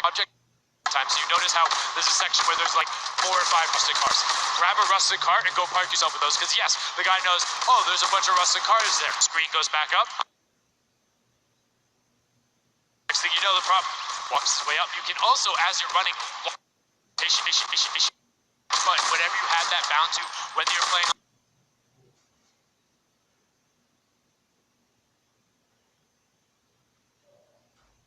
like what you would see. And this is also those moments, right, when you're in the guard, someone spotted there, popped him. Tomoya, nice job seeing something out of the ordinary, but notice, he gets an elimination on the object. You don't earn points for that, so it's just your job to stop everyone from getting any kind of points, so don't break away with the lead. When you're in the guard tower, you can't allow the group to score, and you're not scoring. Which can end up being very which generally happen. Score. Is all about getting source. All about the min-maxing. Point your camera towards the end. You go just a little. Sundown pulling out the strats here. The question is, can our competitors figure it out fast enough with their limited amount of games here? But 20 seconds on the clock. Can he get this in time? Remember, you gotta grab the dumpster, drop the dumpster, and get it processed. That was perfect. That was so good by Stuart000 because he dodged the little springboard there. You saw him look at it and be like, oh, no, I'm good. And that was the last one. None of these props are going to be able to get sorted. Lockley gets picked out. At the end, you can see 3, 2, 1, but not going to be enough. You need to get all the way through and sorted on the point as the rest of the denial comes through, and we're going to rotate the guards up again. Yes, so we will have some new cards take their place. This is honestly Chicken Champion's opportunity to start scoring some points and hopefully close up the gap here. The Sunshine Soldiers are now at the bottom layer of the guard tower, and the Fish Fam are at the top. So it is time to kind of mix it up. My eyes are on the Funky Fighters right now. They are doing great. They're very close, and on top of that, they're the team with the Silver Llama. As we've talked about, they are so incredibly close, doing everything they can to push towards the top. And you can see they got a lot of elims too in the round where they were playing defense. So not a ton of scoring going past them, only 35 points off the pace. But what I'm shocked about right now is there is nobody running 2-point props at all. 0. Tomoya's a genius. He was already spotted out for the statue. He kind of hit over to the side and said, you know what, I gotta wait here. I can't park the statue on the open. He's gonna be hunting for me, and that's exactly what he does. Kind of sits it over on the side there, and that's how he earns himself another point. So they're actually playing very, very smart here, and that's why they've been doing so good at these competitions. I think the guards need to be slightly more aggressive. In ammunition, you can't run out. If you think something is suspicious, or if you just want to take a shot at it, shoot a shot. Yeah. What's the worst case that happens? You miss. There's no accuracy stats going on there. If something looks suspicious, don't let it through. You're the guards, and you want to deny as much as possible. And again, every match is for $55,000 for the winning team. You want that, and that will lead into the llamas as well. You don't want to end up in that 4th to 8th spot. You want to push past your competitors as we see a whole mess of air conditioners going in, though the water heaters in. It was fantastic for Raven's Revenge, and Llama Record Co. are also climbing their way up the leaderboard, 110 points so far. Great job for the Llama Record Company. Alex, JJ, Carnifex, Venos, and Hand of Blood. This team is doing great right here as they seemingly inch their way to the top somehow, overtaking the Cuddle Crew, which, by the way, Lackland's team has been showing up here. It's good to see them, catch a little bit of domination here in this junkyard juke. Well, like we said, the creative finals is all about celebrating the different types of creative skills. There's different ways to express that. We have the World Run where it's there. We saw Sky Station Showdown, which shows off building and team tactics. And right now, Prop Hunt is all about min-maxing efficiency, working together, and hitting your shots. Yeah, absolutely, because when you're in that guard tower, you don't have opportunity to miss. You let them score, they're going to break free and break away with the lead. So look at Svenos here, who's that bullseye, just kind of blending right in. The archery target, there's a lot of them out there, but you need to be careful because they're slightly harder. And come on. Uh-oh. Really? He's floating up there. You can see kind of like the look on his face. He's like, there's no way this works. And one other thing to talk about is orientation of your prop. So you notice he actually swapped his camera and pointed in the other direction. Unfortunately, was clipping into the trash bag there. But if you're running forward, your prop faces backwards. So you need to run and then turn, settle yourself. That's the best way. Or you orient yourself around the stuff that's near you. Because if you're facing in a totally random direction, that'll earn a bullet in most circumstances. I love how aggressive they were at the final moments. The clock was... You gotta go! Yeah, the clock was ticking. They're like, you know what, we gotta get in here. But that was round 3 of 4 for this first game right here. And, it's kind of going either which way. So if you've already had your shot at the guard tower, you're safe. You're good. You can keep getting points. But this is your last opportunity. If you're in a guard tower, that's all the points you got. That's it. They have to hold strong. So this is where it really comes into mind who is running, who is in the tower, and what does the scoreboard look like. So right now we can see right away Llama Record Co. is up there, and I believe it's with, I didn't see who that other team was. When we pan back over, we'll call that out, but Llama Record Co. is in first right now, and I think Cuddle Crew is with them as well. So it's typical that the top 2 would be up there, and it is. The top 2 teams are in the guard tower. So right now everyone needs to unseat them, otherwise they will take this first match of set 2.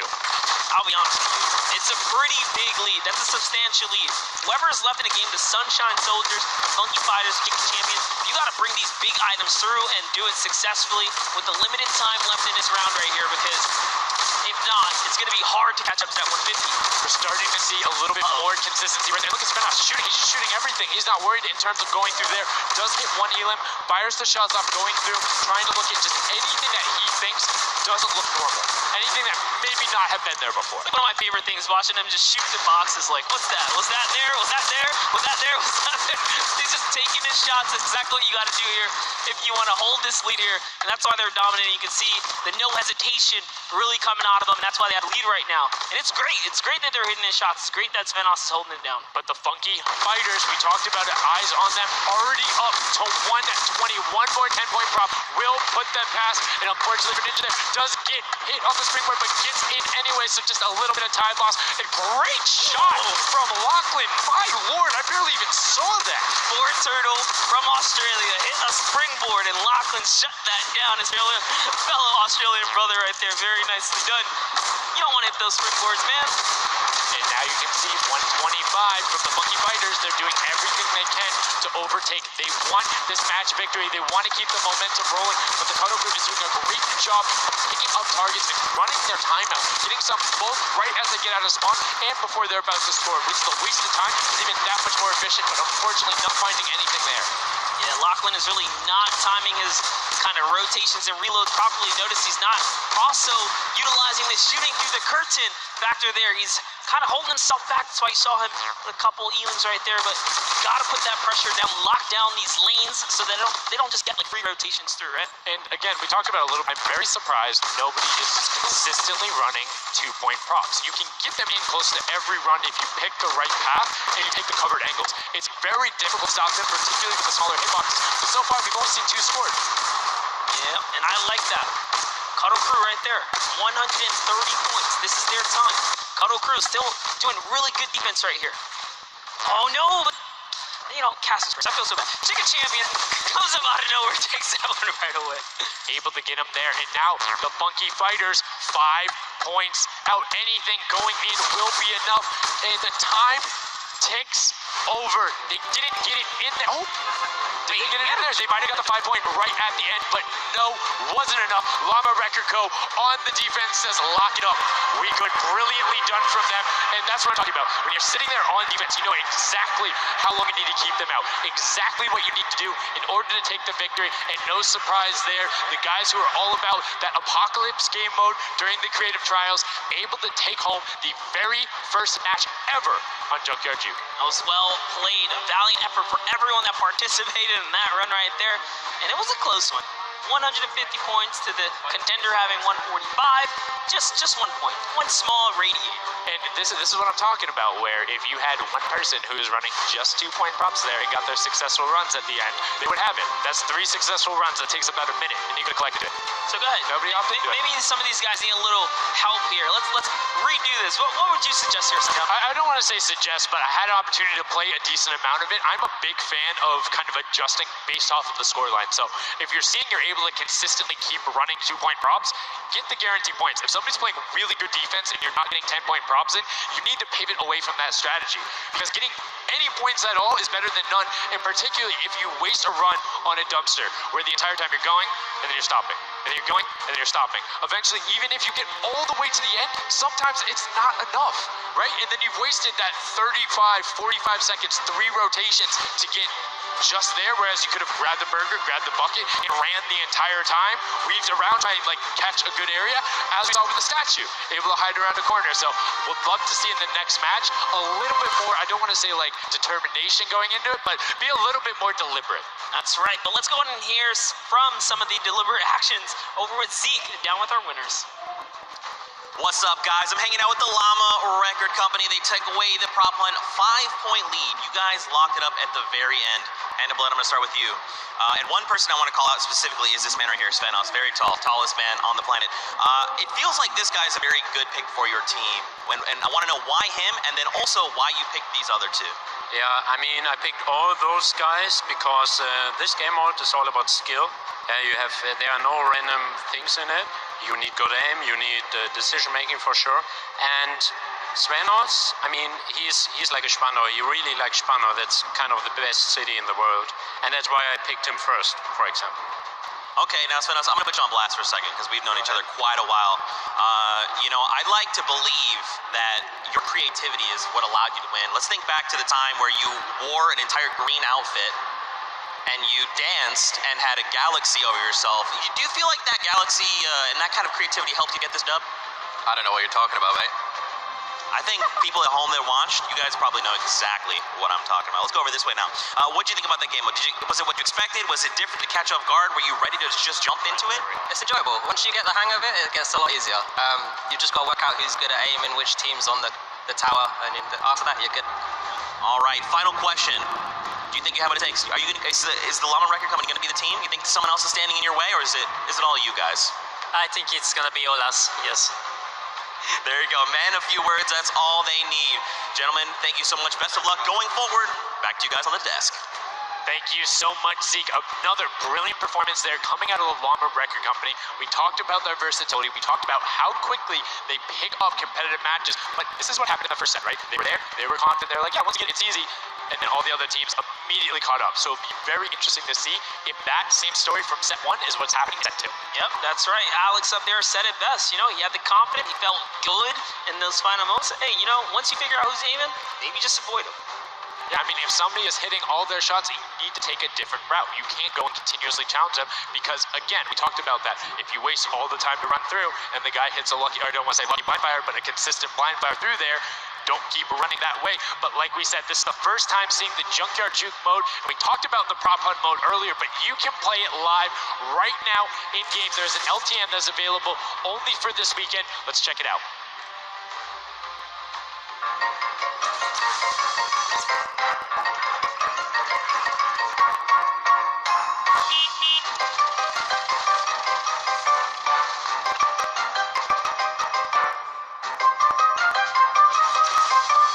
Like we said, you can check that out live in client. It's an LTM that is available only for this weekend. And Monster, have you had a chance to play prop hunt? Well, all week long now, I finally really got to experience the prop hunt. And before this, I kind of heard you guys talk about it. I was like, is that something I want to try out? But no, it honestly was very fun. There's so many just fun moments, but the ability to then push it to a competitive level, these guys are doing great. But we're now going to get into match 2 of set 2. The second time you will have seen Junkyard Juke, and let's see who is able to push on. The match is about to start. Here we go. The creative finals at the Fortnite World Cup, set 2, match 2 of Junkyard Juke. That's right, so in the tower, we have Ninja's team, the Little, Whip, Warriors, Taco, Gaz, Taldoc. We're jumping straight into their POV, so notice Ninja firing right through those blinds. He saw something moving back there. He's trying to pinpoint, what was it? Does, of course, track him down for Turtle. Ooh, just a little pixel, you know, you stand out, you're gonna get popped here. He needs to make sure he's still watching his left-hand side, though, because there is a whole run on that corner right now where people would be able to come out, and now all of a sudden you see Alex JJ, Tyler, Ryan Fanta, MSYB all heading that direction. Nobody's checking that corner. He's checking it every now and then, but he's primarily aimed on the right. Trying to say that now looks back on over as the rush comes through, but MSYB and Rubius are able to get in. Really jumping that first points on the board as the Funky Fighters again are able to pull out to a decent lead. What do you think? Would you rather be up in the guard tower first and kind of get that out the way, or would you prefer to kind of jump in as a prop and get your points first? So for me, it depends if I can get a lead. If I have a lead, obviously I want to be a guard tower at the end because I'm very confident in my ability to just spam shots in the right direction because I know like I can find the sight line and all that. With that being said, if you can get in the guard tower early and do incredibly well, it gives you the bonus. You know how many points you need to get. You know how consistent and fast you can run. And right now we're seeing a lot more 5-point props than last round. People consistently trying to get those in, recognizing, hey, they're a little bit quicker. People are finding their angles now. But as I say that Achi with the Sunshine Soldiers gets in that truck, 10 points going over them, and 15 actually as a 5-pointer got sorted right at the same time. That was perfect. Yeah, the Sunshine Soldiers had a great last run. Achi and his crew really pulled it together. They were at the top for a while there, but in those final moments we saw the Chicken Champions take away and kind of break away. Now, no surprise, Chicken Champs, they're feeling it. They found their rhythm towards the end of the last one. If they carry that over, it's going to be a close one. Yeah, and you can see Carnifex hits the jump pad twice over there, doing everything he can to not get hit, and he doesn't get the teddy bear in. 10 points going through, and Clydex gets picked right at the edge. Right through the current. Taco's like, you know what, I'm going to check the close area. Look at how Chabby's doing it as well. He's actually eliminated 9 props so far, so he is really firing away here, trying to see if anyone's trying to make a mad dash while the curtains are up, and Sandy gets caught right there. Good shot, right? Like 20 seconds left, so players need to start running if they're going. Good shots coming out from Trappy to get it there and get the reload off. Saw the truck over on the side, is able to pick that one up, and now is looking for the smaller props towards the side. Knew there was movement, just wants to fire it up. Only 10 seconds left. They should be able to get the defense, but there goes a bucket. Look at it. Oh, the Cactus is a hard hit. Goes able to pick it up just at the last second. Good attempt from Putu. You can see the points already coming across. Players so far sticking to their game plan. 5 and 10-point props all the way. That is the way to go. Inch your way up and over to that victory there. But that was just the first round of 4 here. Round 2 is going to begin. What's going to happen now is, again, the guard tower is going to mix up. We're going to see new players in the guard tower, and then the other players that were previously in the guard tower back on the prop hunt floor.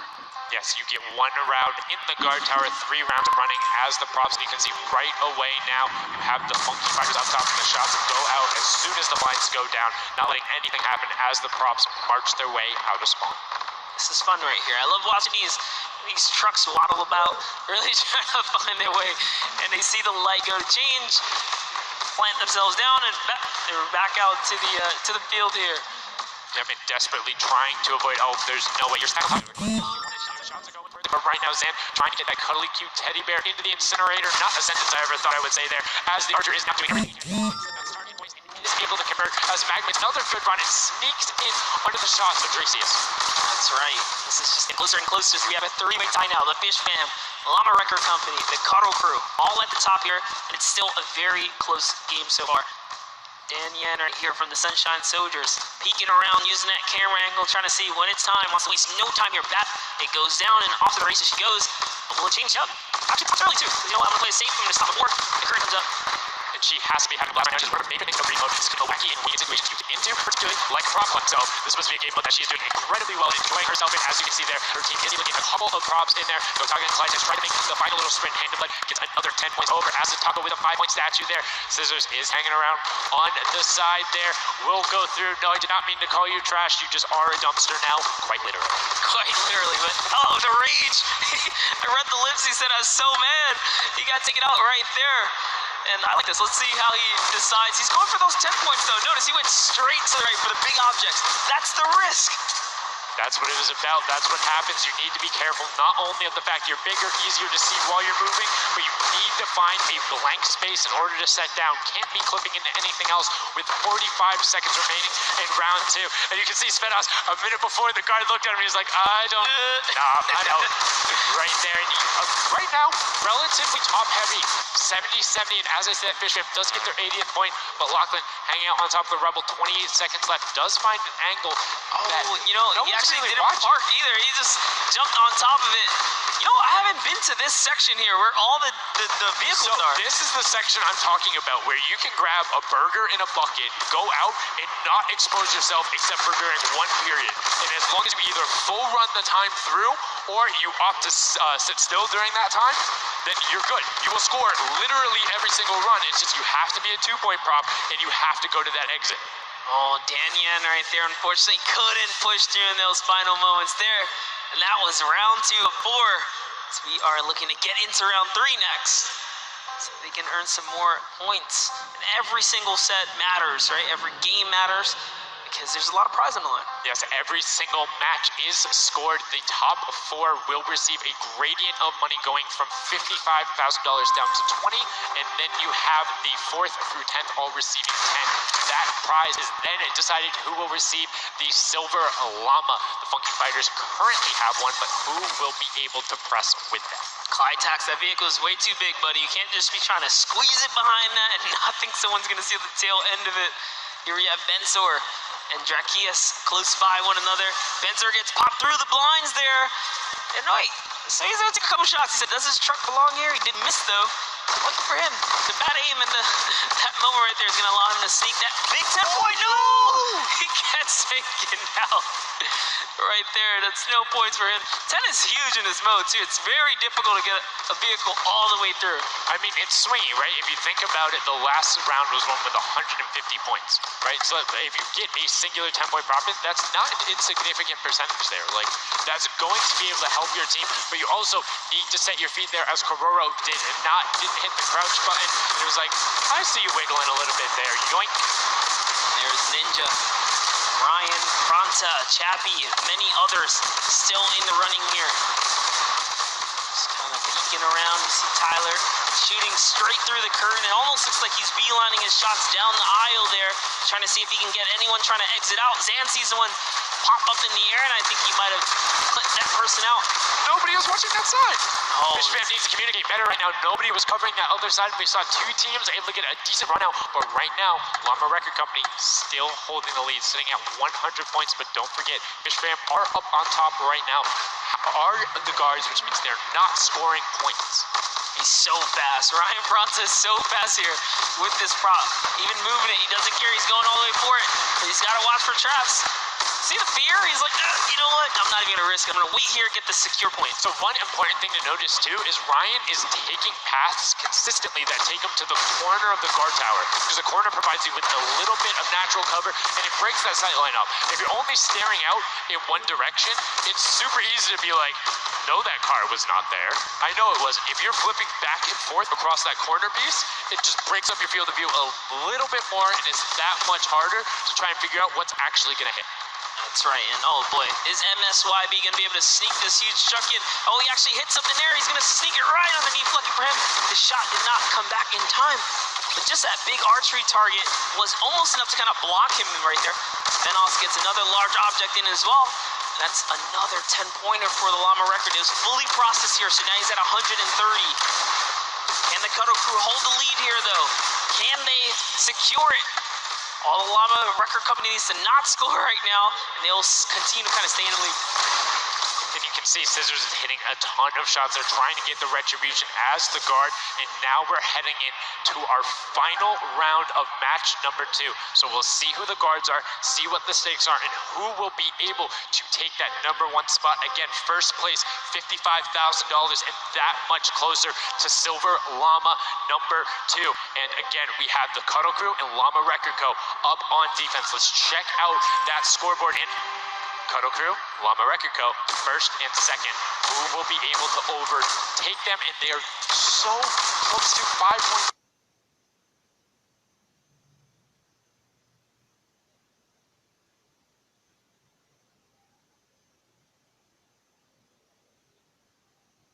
This away, but for now they know the Llama Record Company cannot. They can't take them over. Oh, I thought he was going to shoot that car. He knew it wasn't. Nice. Finds the box right around the corner, and then gets another one right after. Blind fire through the shade as Rubius is looking to post up there. Spanish YouTuber trying to find a way in, trying to lead his team, and they've overtaken the Llama Record Co. with plenty of time and are tied with the Cuddle team. Any singular point now will put the Chicken Champions as our match 2 winner. They need so close. 1 prop.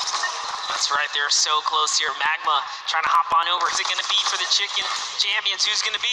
Do you think they get a 2-point prop? They have the scoreboard in front of them. They know they need only that. Do you think they run one in, or do you think they stay with what they're doing right now?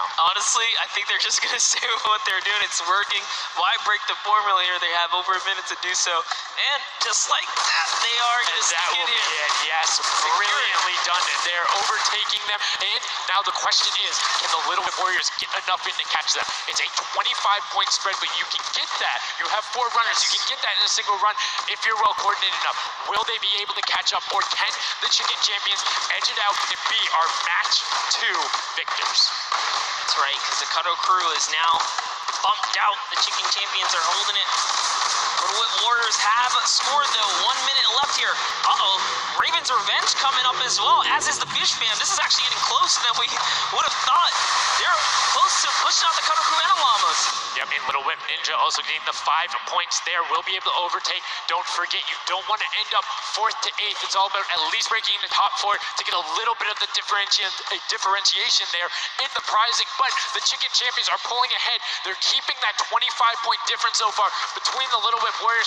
Little Whip needs to find a coordinated run with 10-point props in these last 30 seconds, or they're not going to get it. Meanwhile, Bensor running that statue in, trying to lock up everything he can for the lead, and he's being extremely patient with it. Taking a corner run, finding everything he needs to do. Little Whip does get a 5 and a 10, and they're still now only 20 points behind, but Bensor is going to be able to lock that one up from there. 5 points, 25, 15 seconds left. The Chicken Champions are sitting pretty. Yes, that's right. If the Little Whip Warriors don't score big right now with all big props, it's going to be all over in 3 seconds, and it's not going to be enough here because the Chicken Champions, they actually pushed the lead even further. Did you see what happened in the last second? They did score. No. Raven's Revenge grabbed a 2-point prop, hard ran all the way through, got it in, right? And then that pushed them from 4th into 3rd. When we talk about every little interaction mattering, that was it. But the Chicken Champions, one might be able to say that was excellent. They were able to tender defend that title for the match 2 victory and putting them in a good spot to contend for the set 2 Llama. You can see the excitement there on their faces as they just realize, hey man, we got this. We're in the running here. The Junkyard Juke could be ours. And you can see they're still talking gameplay right now. Like, they want to know, what can we do more? That play you did right there was awesome, but they want the next one because there's 3 matches for each one of the sets, and a win there would put them in a fantastic spot to get the 2nd Silver Llama. You need that in order to be in contention, and if they're able to split it up away and deny it from the Funky Fighters, field's wide open. Yes, it's not over yet. That's just another team who takes the victory here, making it that much closer of a running so far. And we saw the Ravens' revenge kind of sneak up too. You need as many points as possible. The bigger the placement, the better the prize as well for the round, so you can't just give up either. You got to push it all the way to the final moment. And hey, hats off to whoever's call that was on Ravens' revenge. That was a brilliant decision, showing exactly why you're able to qualify for the Fortnite World Cup Creative Finals, why you're playing on that stage. Those are the big plays, but again, brilliantly done from the Chicken Champions. Consistent runs, stuck to their statues, stuck to their routes, and took the corners. And now we're actually going to have a chance to talk to our Chicken. Running. We saw the Ravens' revenge kind of sneak up too. You need as many points as possible. The bigger the better the prize as well for the round, so you can't just give up either. You got to push it all the way to the final moment. And hey, hats off to whoever's call that was on Ravens' revenge. That was a brilliant decision, showing exactly why you're able to qualify for the Fortnite World Cup Creative Finals, why you're playing on that stage. Those are the big plays, but again, brilliantly done from the Chicken Champions. Consistent runs, stuck to their statues, stuck to their routes, and took the corners. And now we're actually going to have a chance to talk to our Chicken Champions, the Match 2 champions. Zeke has them up there on the top floor. Zeke, what do you got for us? What's going on, guys? I'm hanging out with the Chicken Champions, guys. That game was insane. Feathers were flying, and you guys clutched it up. Did you figure out the strategy? Because you guys were well and ahead of everybody else. Yeah, we practiced yesterday, and everything is thanks to this guy. This guy always goes for the 10 points, always, and he always gets it. So, thanks to you, man. All right, then I'm coming to you, Mr. Carey. What was the strategy? How did you get the 10 points in there? Was it the same every time? Did you switch things up? Yeah, I go for the 10 points each time and do the same strategy, and it seems to work. So in this intense game of red light, green light, were you like stopping early, or were you just like going as far as you could go and then waiting for someone to spot you and stopping, or what was your plan? I'm taking it very patiently. All right, now over to you guys. What do you guys think of this game mode? Has it been everything you thought it's been? Yeah, it's great. We had a game plan. We definitely did what we came to do, and that's what we expected. So. Very well executed. You did not lay an egg. All right, final question for you. I want to give you the chance to tell the world, all the fans something. What do you want to tell them? Thanks for the support from Spain for the other world, and my team is it's good in this mode, and will we win the next match? There you go. The excitement is real. Gentlemen, congratulations. Best of luck going forward. We're sending it back your way. Brilliantly done there from the Chicken Champions. Thank you so much, Zeke. They're excited to be there. They stuck to the gameplay. And shout out to Bensor. The one thing he was looking forward to on this trip, he wanted to play in front of a big crowd. He got that moment, running through, securing that for the Chicken Champions. And immediately LBB just turned to him and was like, it's all him, man. He put the team on his back or put the team in his dumpster. I don't know, that normally that wouldn't be a good thing, but in this circumstance, hey, it worked out for him. Yeah, another prop to Kyoto as well. The only, or one of two controller players here, in the creative finals, so very nice of him to kind of represent for those guys as well. And again, just showing that hey, he's got the moves out there. He had the moves, was able to find the right angles, and now we've seen some developments from match 1 to match 2. What was the big thing that stuck out from you that was different? And that last one, honestly, finally seeing someone pick up those 2-point props, right? Using those are points right there. But with that, we'll jump over to Bala. We'll take a fun look at some of the things that developed in our last few moments. Thank you so much, guys. Yes, the Junkyard Juke is developing nicely. Everybody's starting to figure out what all the different tools and props they have available to them. So with that, we're gonna hop into some of the tips and tricks that I've seen from the Junkyard Juke so far. We can roll the clip right now as all these players. The first thing I want to point out is there are these springboards. Unfortunately, Danyan gets picked out of the sky there. Not too happy about that. But moving on to Tomoya using the statue. This is one of the interesting scores I saw with the statue. Those higher point objects being useful. Scissors here with the springboard. The recovery and just barely doesn't get into the incinerator at the last second.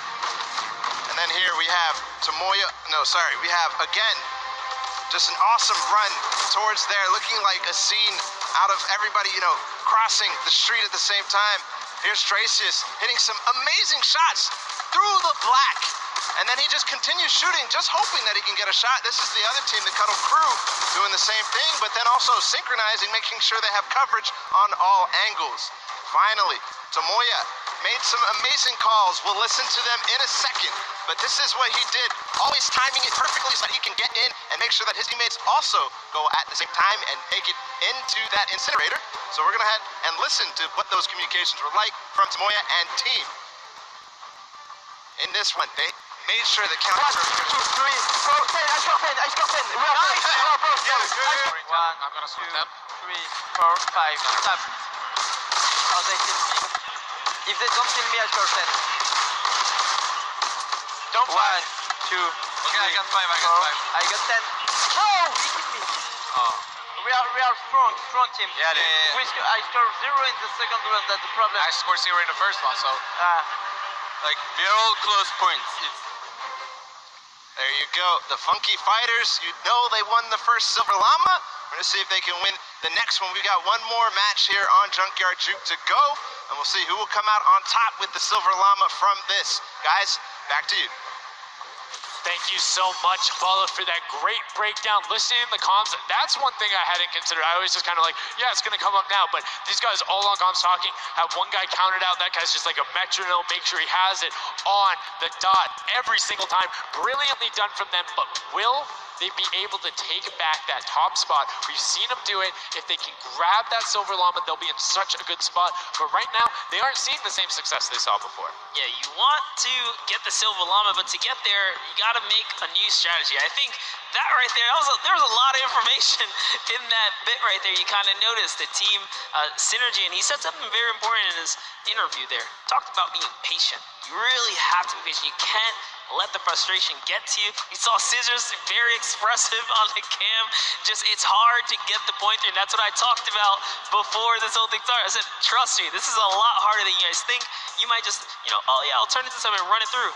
Nah, man, you're gonna get shut down.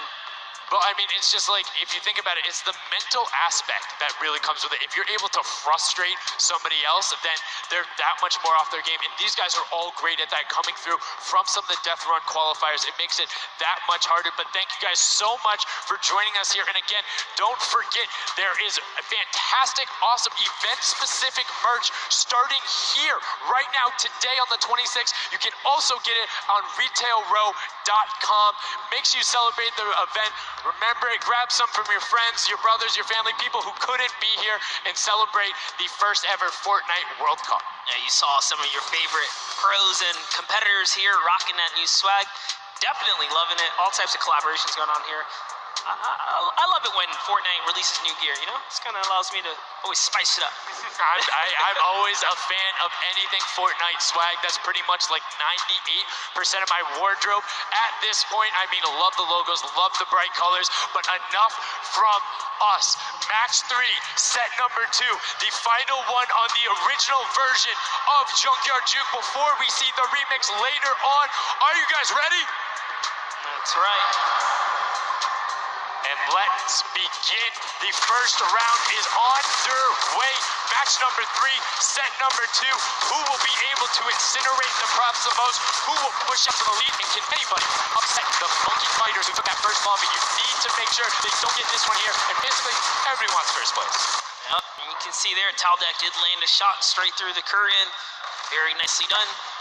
Another kind of lane, right? You want to look at your lane, see which lane is available to you that's easy to maneuver the objects you want to bring through. Clytex, for example, here is using a bear. There are no bears in this section, but he says, you know what? It's all good. I can sneak this around. So the big thing with the bear, though, that you don't really consider is the coloring of the background. You're in the junkyard. You're a little bit in one of those desert biome situations. There's a lot of kind of muddled browns and oranges around there. It makes it that much harder to stick out. However, if you're grabbing the snowman, you're just really flexing on everyone. It's like, yeah, I'm a snowman. I'm the snowman in the desert, and I'm going to score on you. That's pretty hilarious because, we haven't seen anyone pull out the weird objects in the back, and for good reason. There are a couple other fun ones back there. If we get a pan around later, you'll probably notice a big old snowman or something like that. But with all this money on the line, there's no way everyone has time to play around like that.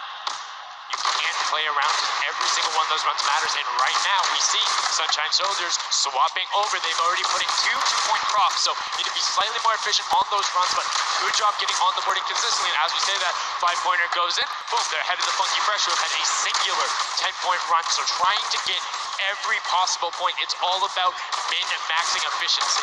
Honestly, the Little Whip Warriors are doing a great job at defending here. They all have a ton of eliminations. Taldak at 6, Taco at 5, Kaz and Ninja both tied at 7. That is pretty good. They're shutting down all of their lanes. These guys are not here to play. Remember, as you're a guard, you don't accumulate any points, so it's good. They're knocking this out the way, and they're doing a great job defending.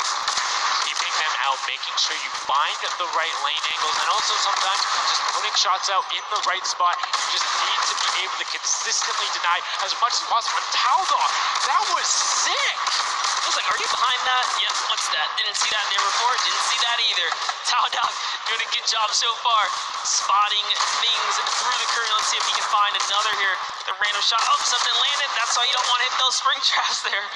They make it so difficult when you're a larger object coming back down because it's just so much motion on the screen. When everything else is still, if you see that thing falling through, like, it's an easy shot. And particularly for all of these players up there. I mean, Gotaga and Crew, everyone on Ravens, him, Magma, RTA, and Chappie all have been able to hit their shots. And then, I mean, Little Whip Warriors is a team of hit your shots. That's right, and there it is.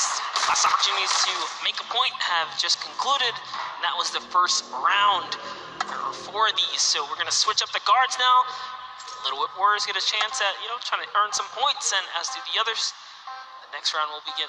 That dragon's so cool. That's so cool. Look at that. Yo, almost looks real. Yo, shout out to the observers. That shot right there, that's really cool. Big fan of it going out. And as you can see now, round 2 is underway. This is the final match on Junkyard Juke of set 2. And right off the bat, 2 archery targets and a water heater marching on out. Yep, that archery target is worth 10 points, though, so if you can bring that all the way through, it's one of the, I guess, smaller, large point objects. Magma doesn't even care. He's impatient. He saw the blinds open up. He just kept going. Savanoff did pump the brakes, so even right here, notice, stops very early. He's just trying to blend in and get as many points as possible right here. Ooh. Did get picked up. It might have been the book there. That's the one thing that you need to note that makes it very difficult about the bullseye or the archery target is the fact that because it has those placed legs, you have to be deliberate about where you're setting down. Otherwise, you're like, boom, right there. That book would be a giveaway if somebody decided to look down and double check that box. But there's 6 other boxes around, so relatively safe. Good path chosen there from Tyler, and opts to stop and being a little bit impatient, and might have cost him there. I think he would have had it if he had just go full send, and I think he thinks so too. Yo, it makes me laugh to see him scratch his head, his jaw just like, oh, being so close and not making it through is so unfortunate. Taldak is going to find a little bit of success there as the Suezo, and you saw Alex J for a bit is very close to scoring as well. Here's Zan from the Fish Fam representing, hugging really close to that cactus. So long as he's not pushing through it, yeah, he is going to be able to sneak on out. He kind of hiccups there. He's going to go all the way. He doesn't care if the curtain comes down. He sneaks right underneath Tomoya. And his team up top, Funky Fighters, are at 35 points now in the guard tower. They can't earn anymore. And that was a great run there by Zan tonight. You can see Svenos waiting for the blinds to go down, making sure he can find an angle, and then pushing in towards. Needs to be careful of that spring right there, but doesn't matter. Gets picked up anyway as he's like, hey, there wasn't a card there before. Alex JJ now looking to find a run. You can see Fish Fam and Llama Record Code currently hanging out at the top, but again, haven't had the chance to be up there, so can be expected. Alex JJ now 2 targets, both running out. Good stops at the same time, but particularly if we have 2 people taking the same path as the same item, it kind of has a little bit more benefit because you're like, yeah, those were both there, but mine. There's no way those are both props. That's what I was going to say. I was like, you know what? Honestly, if you see a bunch of the same things, they blend in a little more. It's when something's an oddball that you really start to shoot. So maybe it is a good idea to time it, right? But there's split spawns, so you don't always consistently. There's different spawn points around the map that have the different exits as you go out, so you can coordinate with a teammate. Or what you can also do is sort of bait somebody else to do it, right? So you see somebody who's running an archery target, and you're like, okay, I'm just gonna grab that too, and then you follow their path. And if they get picked up, oh, well, you look slightly more natural, particularly if you're that much more patient. And you can see Svenos is actually doing that right now with Carnifex, both of them going into the box. Svenos does hit the spring, is hanging up behind the car, and will get the score. That was a great run. Yeah, he actually recognized Horace was not looking down in the right direction, so he took advantage of that. Funky Fighter let his guard down for just a second there. He did manage to sneak on through, so that was the big point there in the final seconds as this round is now coming to a close there. Next round is going to begin. We're going to switch up the guards. Take another look. And No dancing, just props and shots going out from the guards. Round 3 kicking off in the final match of set 2 at the Creative Finals. Who will be able to take that second silver llama? And right now, you see Bensor is going in for the 10-point prop right away. Kutu does get the mimic, but then opts to go for a different route as players are starting to feel a little bit of the pressure here. You can tell they need to score points. It's the first time we're starting to see some gnomes out there and another teddy bear on the run. That's right, Kantaka represent here.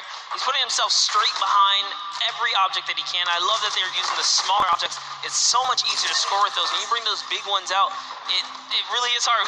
He actually put himself inside the truck. You see that? He's following Kuta so close here. Just gotta use him as bait, really. As you get behind him, he's safe. Yep, because they don't think they're going to fire twice in there. That's the benefit of it. But right away, you see Kaz, Taco, Chappy. Great little run there from the Little Whip Warriors. That's going to push them back into contention. They're 65 points currently, but a dumpster going in from Handblood. This is another 10 points for Llama Record Co., pushing them up to 90. And they were the winners of that first match. So if they can hold on, they know they'll be the guards in the final round. They need to build up as much of a lead as possible here. Carraro actually has 15 eliminations, so he had a super successful guard round, but the Chicken Champions need to get picked up here. They need these points. And there it is. He's doing a lot of work for his team, showing that, hey, I can push this up here too. Just going to go ahead and take that 5-pointer, throw him right over the Fish Fam now, and they're in the top 3 running. That was a great run from him. Corner peeked the entire time, made sure nobody was looking for him. Like, he was barely even threatened. But right now, Bensor coming through. The Chicken Champions, can they overtake in the last minute? That's 10 more points. That is going to go through for them, and starts pushing up. Llama Records needs to get into some runs. The Chicken Champions will not be on the defense with them for the last one. So they're pushing it through. Right now, it is the Sunshine Soldiers and the Fish Fam up there. So they're doing their best to delay everyone. X-Sandy gets picked off by Tyler, and now Carnifex is chilling in the back on that rusted out car. Handblood just barely avoids the shot. Saw the hitbox going through there. The Tracers finding a way through the window, but not enough as Tracy gets in. 2 more 10-point props also going over, and we're seeing, I think, a little bit closer of a score here, minus the fact that the Chicken Champions haven't shot yet. Yeah, this is pretty rough. Neither have the Llama Company. The Llamas have not shot, went into the guard tower at all. You can tell because when we go to their POVs, they don't have any limbs, so they have not taken a run yet. Yes, excuse me, I misspoke there, meaning the Chicken Champions had already shot. Oh, the fact that they're already up so to they're second. doing great. Llama needs to press on it. The only team who really has a definitive lead right now is the Chicken Champions. Effectively, they're up 30 points on the rest of the field because Cuddle Team and Llama Record Co. both have to shoot next round. Oh boy, so if they can't secure a big lead here in the last couple of seconds, if something can't get processed, oh, the poor Burger at the very end. Burger did not get processed. We like it, never frozen there. Brilliantly done. Doesn't find it. Great work from coming out, and Carnifex doing a great job. Round 4 will begin. It's going to be the last match, and we're going to see what the line is going to be. Who is up in the tower? Who will be able to defend? And can they hold them off? Again, it's Llama Record Co. and the Cuddle Crew up there. Gotaga's already up there. You can see the Chicken Champions were able to connect, so it's all about can a Little Whip and them catch up. They need a fantastic run, and they have to do everything to the knife, and you can see right away already tunneling in on those 10-point props. Yeah, the Cuddle Crew cannot earn points. The Chicken Champions already have the lead. They just kind of continue to press on here. Llama Records are up at their run, but it still matters. There's so much on the line for depending on each game, right? Each game is worth so much. You still want to hold your placement regardless of what. This is still a fantastic game for all the teams in the top 3 right now. And I mean, we saw the Ravens come up huge in their last match, pushing all the way from 7th into 3rd because of clutch last-minute decision-making. Right now, Little Whips are trying to do everything they can to catch up with the Chicken Champions and not deny them. Ninja still sticking with the water heater runs, trying to get as many of those in, but the Chicken Champions are still stretching out their lead. They have a 25-point lead, which means the Little Whip Warriors have to either start fast running with the 5-point props or switch to 10-point props. They cannot catch them doing a patient 5-point strategy right now. They won't have enough time with how good the Chicken Champions have been. They have been the prop masters so far. Yes, they have. They were doing so good, and oh, Ninja hits a huge spike there. He's trying to dodge, and he's so close to making it through. very, very close. Here comes a 10-pointer from Taldock, sneaks it right in. That's great for the Little Whip Warriors. That's actually going to throw them over the Llama Record Company right there. Cuddle Crew actually is somehow up. The Little Whip Warriors actually went to second place now. They're so close to overthrowing the Chicken Champions as well. It's going to come down to the last final moments. Can the Little Whip Warriors get the runs they need to? You can see Kaz is taking the corner route, trying to find whatever he can, and he's doing it very well so far, avoiding the jump pads. I'm pretty sure Ninja called those ones out on the run since he hit them on the last time. You can see they're only 20 points down. They're all on 5-point props right now. They will be able to do it, but all of a sudden, Fish Fam is right there as well. They're only 25 points up. Here comes a rotation of prop. 5 points will be coming across for the Little Whips. Fish Fam also getting it, but Cuddle Crew does finally get pushed up there. Brilliantly done. 15 points now separates them, but Ryan gets one in for the Tender Defenders, pushing it back up to 25 with only 30 seconds remaining. Rubius knows if he can get this water heater in, if he can be safe. Oh, apologies, hit it so well. He was the statue going on there, and as you can see, hits the jump pad, stays on the corner, will get it in. That's going to push them 30 points clear. But as I say that, Fish Fam catches right back up. 19 seconds left, Monster, in the final match of set 2 on Junkyard Juke. Can the last minute scores come through? 25 points. They need a run of 10s. Kaz got in. The box is coming just behind. Fish Fam gets picked up. The Chicken Champions have done enough to round out the final match. Brilliantly done in match 2. Repeat in match 3. They are the Chicken Champions.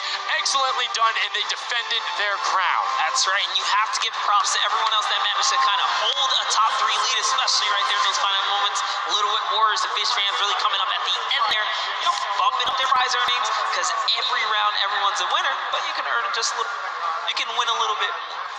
Yeah, it was just brilliantly done there, and these are actually the creators who helped with this. Brilliantly done from them. Some fantastic gentlemen. Thank you guys all so much for your help in making this mode come to life. Some fine gentlemen up there, the creative builders were at that game jam out there, spent hours and hours, and it really blows my mind to see what they're able to do in this creative mode. Because, like, I'll go in, I'll play some stuff, yeah, I think I'm pretty good, and they're like, oh yeah, after 20 minutes I have this full game mode, here's how the scoring works, here's the barriers. I'm like, and that's the magic of creative, right? These unlimited possibilities, really, when it comes down to coming up with these game modes. We've seen tons of fun ones obviously develop, not only for the creative kind of fun side of the community, but the comp side as well, right? There's plenty of great game modes out there. Yeah, shout out to all the guys out there playing Storm Wars. We know you guys enjoy it, but that was a fantastic way to close out set number 2. And honestly, I enjoyed Junkyard Juke. It was fun to see kind of the definitive playstyles come out. Patience ended up being key, but players started finding the diagonal runs, knowing that, like, hey, I'm going to stick with the statue because this is my comfort, or like, I know on this run I can be blocked by this tree and this dumpster, and I only show myself once. But again, brilliant from the Fish Fam and Little Whip Warriors to push up and pass those guys in the last moments, pushing them into the top 4 and earning just a little bit more of that prize money. That's right, because they want it all here at the Fortnite Creative Finals, and it's going down. So, you love to see it. We've seen a series of I guess different people succeeding, right? And all of these, the Chicken Champions really kind of came out. Well, that's what, again, I love about all of this and about creative. There's so many different skills that Fortnite isn't all about one individual thing. You see these guys, and what they're doing is incredibly well, able to execute the game plan, talk with their teammates, come up with something new, and the Chicken Champions elevated. They were clearly better than the rest at Junkyard Juke, but the question is, will that continue when we get into the Golden Games? Right now, we're going to get a chance to speak with the Chicken Champions, who's up top with Pooks. Pooks, what do you got for us? Thank you so much, Sundown. I am down here with the Chicken Champions, who surprisingly didn't fly the coop. They put on an absolute clinic today in the creative trials. I'm here with Rubius. Now, you guys won the last game as well, so 2 in a row. You guys had a pretty great strategy. Do you want to kind of talk me through that a little bit? Oh, what can I say? It's the power of Norway, the power of Spain, and the power of Detroit. Like, we're crushing it, and we're a chicken, so we're good at hiding. Like, we're not good at shooting and stuff, but at hiding, we're the best. The best strategy, I think, is, well, let him take the big stuff, and we are like the supports. Like, we take the small stuff, the 5 points and stuff like that, and the trick is, don't tell them, anybody, but the trick is to go in the corners. Like, no one is watching the corners. It's insane. So no one is watching the corners. I hope all of your competitors did not hear you just say that. Now, he said that you were in charge of taking the big items. Does that put a little bit more pressure on you? No, it's good. It works good, so So you guys have a ton of confidence now. You have won 2 games in a row. I'm so excited to see how you all perform in the rest of the day. Going into these next games, do you have anything you're gonna change, or are you gonna keep things the same? We're just gonna keep things the same, stay consistent, keep a level head, play slow. That's really it. So. And finally, just for you there on the end, I just want to talk a little bit about, you touched on the diversity of this group. Now, I know you guys have really not played together much before. What has that been like, coming together, playing here with your teammates from all over the world? It's amazing. Share these moments with my team, and the next mode, it's amazing. And bueno, this parkour, I think my team is very good in parkour, and I win. We win. You guys are so confident. I love it. Hopefully that carries on into your next games. Congratulations again, guys. Thank you so much. Sundown, back to you. Can I send some love to Twitch chat? Oh, Let's go. Twitch chat. Twitch chat. There we go. No. It's everywhere, man. Thanks for the plug out there, El Rubius. Fantastically well done. Love to everyone all over, no matter where you're watching, whether it's Fortnite.com/watch, on Twitch, on YouTube, in client, you're loading up all that stuff. Thank you guys so much for all of this. It being here. Set 2 is done. It's wrapped up. But I mean, we saw a big shift in the gameplay. We saw a lot of different changes going on, and it's going to be interesting to see what ends up converting into the golden games when we see a little bit of a remix on it. Not going to spoil any surprises, I know, it's fine, but I'm just curious to see who is able to then take their gameplay and enact it when you get to think on it, because you get to then process and be like, okay, we were this close, we were right there. If we had maybe like a little bit more aggressive, or like maybe if we were a little bit better on defending, or maybe one person picked a different lane, the result could have been different. And these guys have been so good at adapting to the circumstances that I have no doubt that the Chicken Champions aren't just going to comfortably sit on top. Yeah, not only that, they gave away some strategies, so we'll see if Bala outside can, kind of break that down and see if he can give us a little more insight on everything. Thank you so much, guys. The action is heating up. It's also heating up outside. Trying to cool off a little bit here at the Fan Festival, but awesome games of Junkyard Juke, and Chicken Champion seems to be racing away with this one. We're going to take a look at some of the moments from that last game and how they won. So here, first off, just having a good time in the front, and also maybe flexing a little bit their trophy that they may have just secured in terms of a llama. We'll find out that later. But their strategy the entire time, they said it before in the last game, they're just trying to go for the high points. They're just trying to score these, at least getting not those 2 points that Monster was advocating for, but go for the statues, go for the boilers, all those things that net you tons of points, and that's how they came out to a lead. Here it is again, them just cheering on. We have the reactions from the Chicken Champions on their win as well. Nice trophy lifts. Maybe they'll be doing that later on here. The statue using that to get above the opponent's vision, their field of view, so that they can't hit their shots, and the reactions of the win. Just bliss as they win their second game there on Junkyard Juke. Absolutely amazing stuff, guys. Can't wait to see who's going to earn that and who's going to continue on towards their path to the Creative World Cup champions. Thank you so much, Bala, for that in-depth analysis. Now, I know you guys want to see the standings. We want to see them as well. Unfortunately, there was a slight little hiccup. We want to make sure everything is right, because this is a huge moment for all of these guys up on that stage. So while we sort that out, we're going to go to a quick break, and when we come back, we will have the standings after set 2, and then move into set 3, which is the world premiere, never before seen world run. So if you need to go do anything, go do it now. Take your bio breaks, take care of everything you need, and then we will be right back.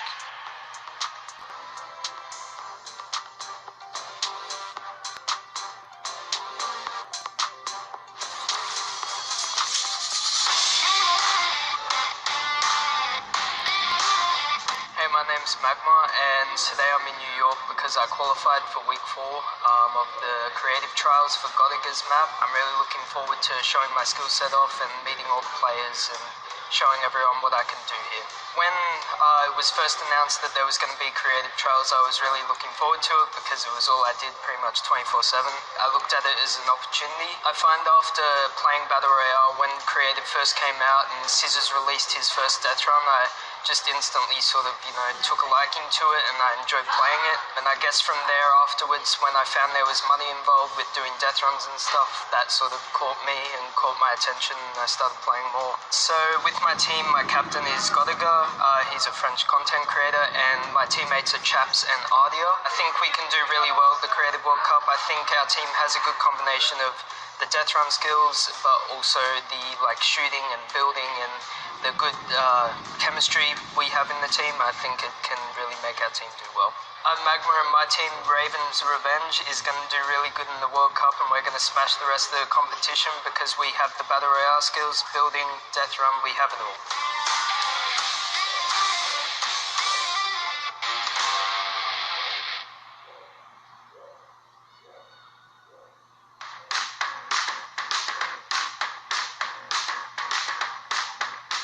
I am here in the production pit. I am in engineering row right now. I am joined by my friend Peyton, and he does the robotics. Let's talk a little bit about that. What do you do specifically here?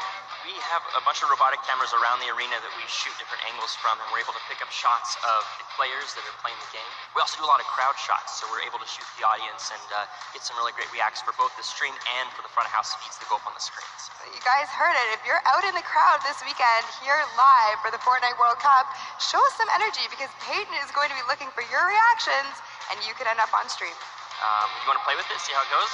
Of course I do. That's not even a question. Like, I'm so into this right now. This is amazing.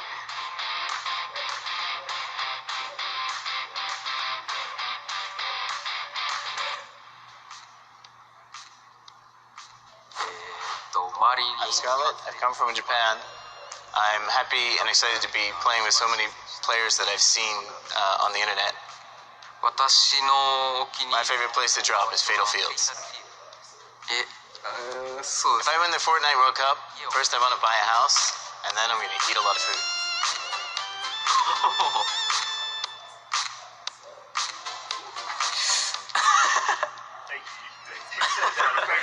It's so heavy. World Cup 本戦. I'm definitely going to win the Fortnite World Cup, so keep cheering for me.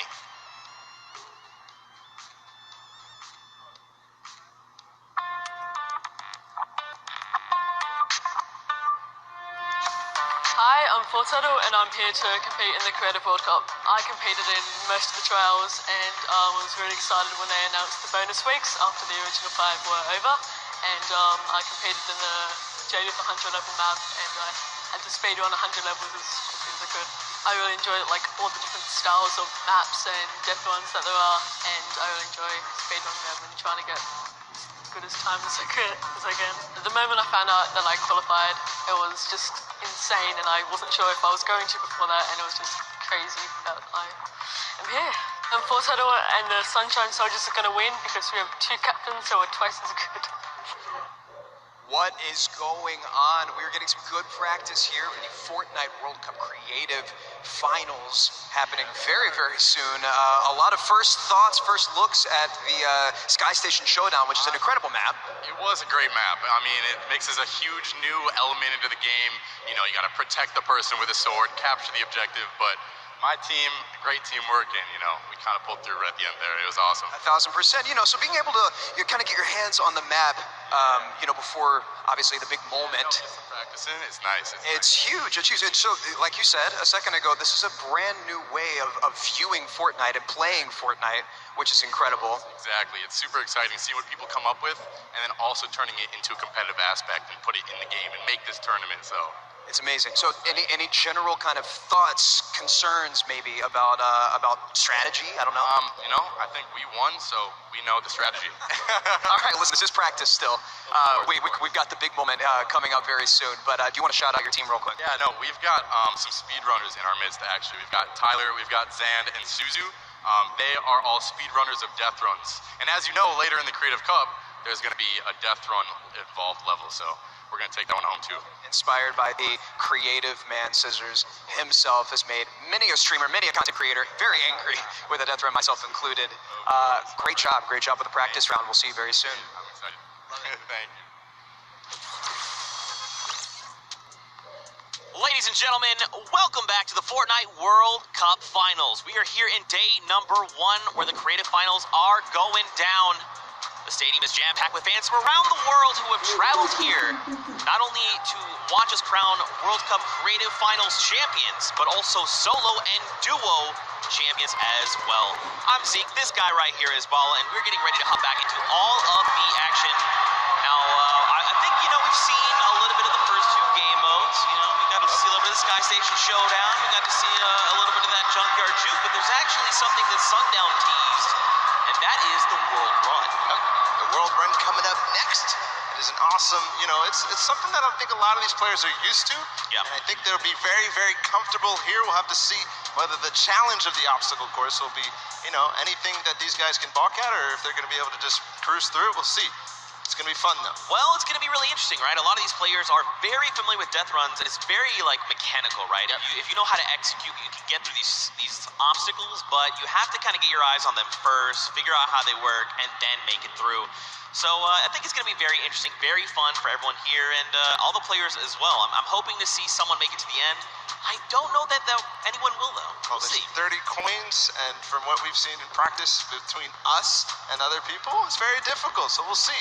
We'll hop into the overview and stuff like that later, but just to give some examples of the things that there are, there's the trap, trying to trigger them, make sure you move. Impulse grenades are in play in this. There's lava, all sorts of treacherous things you have to get across in this weapon. A lot of Neo jumps as well. And again, massive shout out to the 17 content creators that helped put these maps together.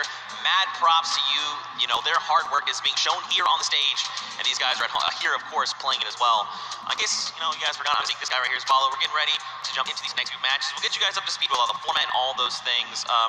You kind of tease it, but we'll get there in just a moment. And very quickly, the Chicken Champions were actually the winners for set number 2, Junkyard Juke.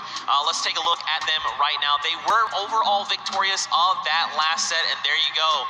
The Tender Defender is there in person to congratulate them, Bala.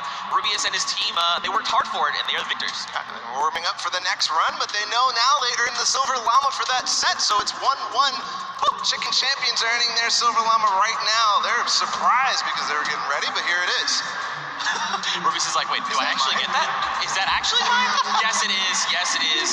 So, they are the current set winners. They have a Silver Llama for themselves. So that's now 2 different teams that have a Silver Llama. With only a few set matches left to go, I believe, if the Chicken Champions can secure themselves a second Llama, that would be huge for them and their team. But we'll have to see how things go for them. And the timing of the Silver Llama couldn't come earlier because they're about to hop in. This is definitely a booster for them in terms of their emotions, in terms of their confidence going into the World Run, because it is precise, it is difficult. You have to make sure that you hit it, otherwise you're wasting time. It's going to be a race between these guys to get as far in as possible, so that confidence boost is going to help dramatically in this last normal set here. Yeah, for sure, and it is actually a race, the World Run. It is similar to a death run with a bunch of obstacles. Let's go ahead and talk about that and everything that surrounds it. So there's actually 30 coins in the map. Whichever team gets all 30, the fastest or as many as possible until time runs out will be the victor for that round set. Like I said, these are insanely difficult obstacles. I'm going to be honest. I'm going to be forthcoming. I'm going to be vulnerable with you, the Fortnite fan. Listen. The farthest I got was 14. It's not bad. Okay. It's actually really difficult, and I'm by no means a death runner. By no means. These guys are the best of the best. These guys are going to fly. In terms of death runner, in terms of this map specifically, it's going to be absolutely awesome. We're going to go ahead and take a look at some of those obstacles right now. So go ahead.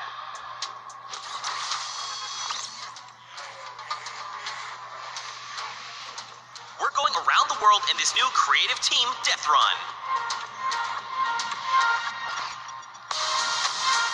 In this challenging new creative game, 8 teams of 4, led by some of your favorite content creators from around the world, will compete to collect all the coins in their lane faster than everyone else.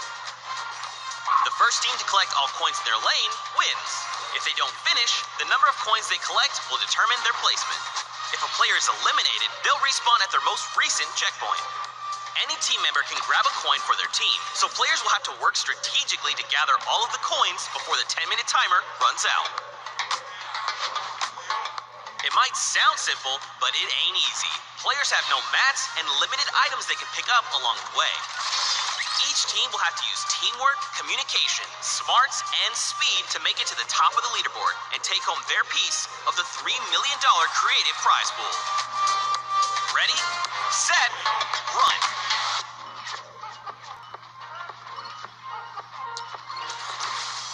Seek, I do not know how you just did that while you were here. That did not sound like you here at all, and I didn't see your mouth move. I'm magic. That's just how it goes. That's just how it goes. But yeah, World 1, you got a little bit of sneak peek there. We're getting ready to hop into these games right now. Speaking of which, let's just go ahead and do that. I think this is going to be very, very fun. We are getting ready. If you guys here in the stadium are ready and excited, let these teams hear it. Let's hear you right now. Man, that's so weak. No. Okay, let's pretend the first one never happened. Like I was saying, if you guys want to let these teams know how you're feeling, let them hear it. That's what I like to see. And now the game begins. Here we go, the world premiere of the World Run. See how they do out of the gates. They are open now, and it's all up to these guys to start hitting their first jumps, and people are falling left and right. A couple of first coins are taken, and everybody seems to be off to a hot start. This is really like off to the races here. Man, Forturtle and Zan are already flying through these first set of challenges. Again, you know, these are the very, very top of the best of the best of the creative world, right? They've worked all 8 qualifier weeks long. They've made it through with their team captains, and now they're here. So once they figure out these obstacles, be prepared to watch them fly through them. And the first couple are relatively simple. Here's the double doors. I think are probably the first like one that you have to kind of know or see it in advance. And then here, the impulse jump into the tire, into the castle, and 3 players have already made it all the way there. It's neck and neck between most teams right now, 10-8. Bro, I'm so mad. Do you understand? I literally had to play this to completion, all 12-minute rounds, 4 times to make it halfway, which this is the castle. And these guys got it in like 3 minutes. I'm upset. Oh, this is why they're the World Cup creative players, and you are not. You're casting. That's cool. I'll hold that L, I suppose. I'll hold that for sure. So there's a few challenges here in the castle here, Bala. But as you saw there, Karora actually took a little peek at it. There's these little bumpers, and that'll actually send you upward into the next, basically, tier. So the most optimal strategy here is actually to leave two of your teammates behind, send 2 up to try and gather more coins faster. Because otherwise, you're just going to dedicate too much time, and you really want to maximize your time in this world run. There's definitely a couple coins that you definitely want to get as fast as possible through here. They're trying to get the half slides through with the chiller traps.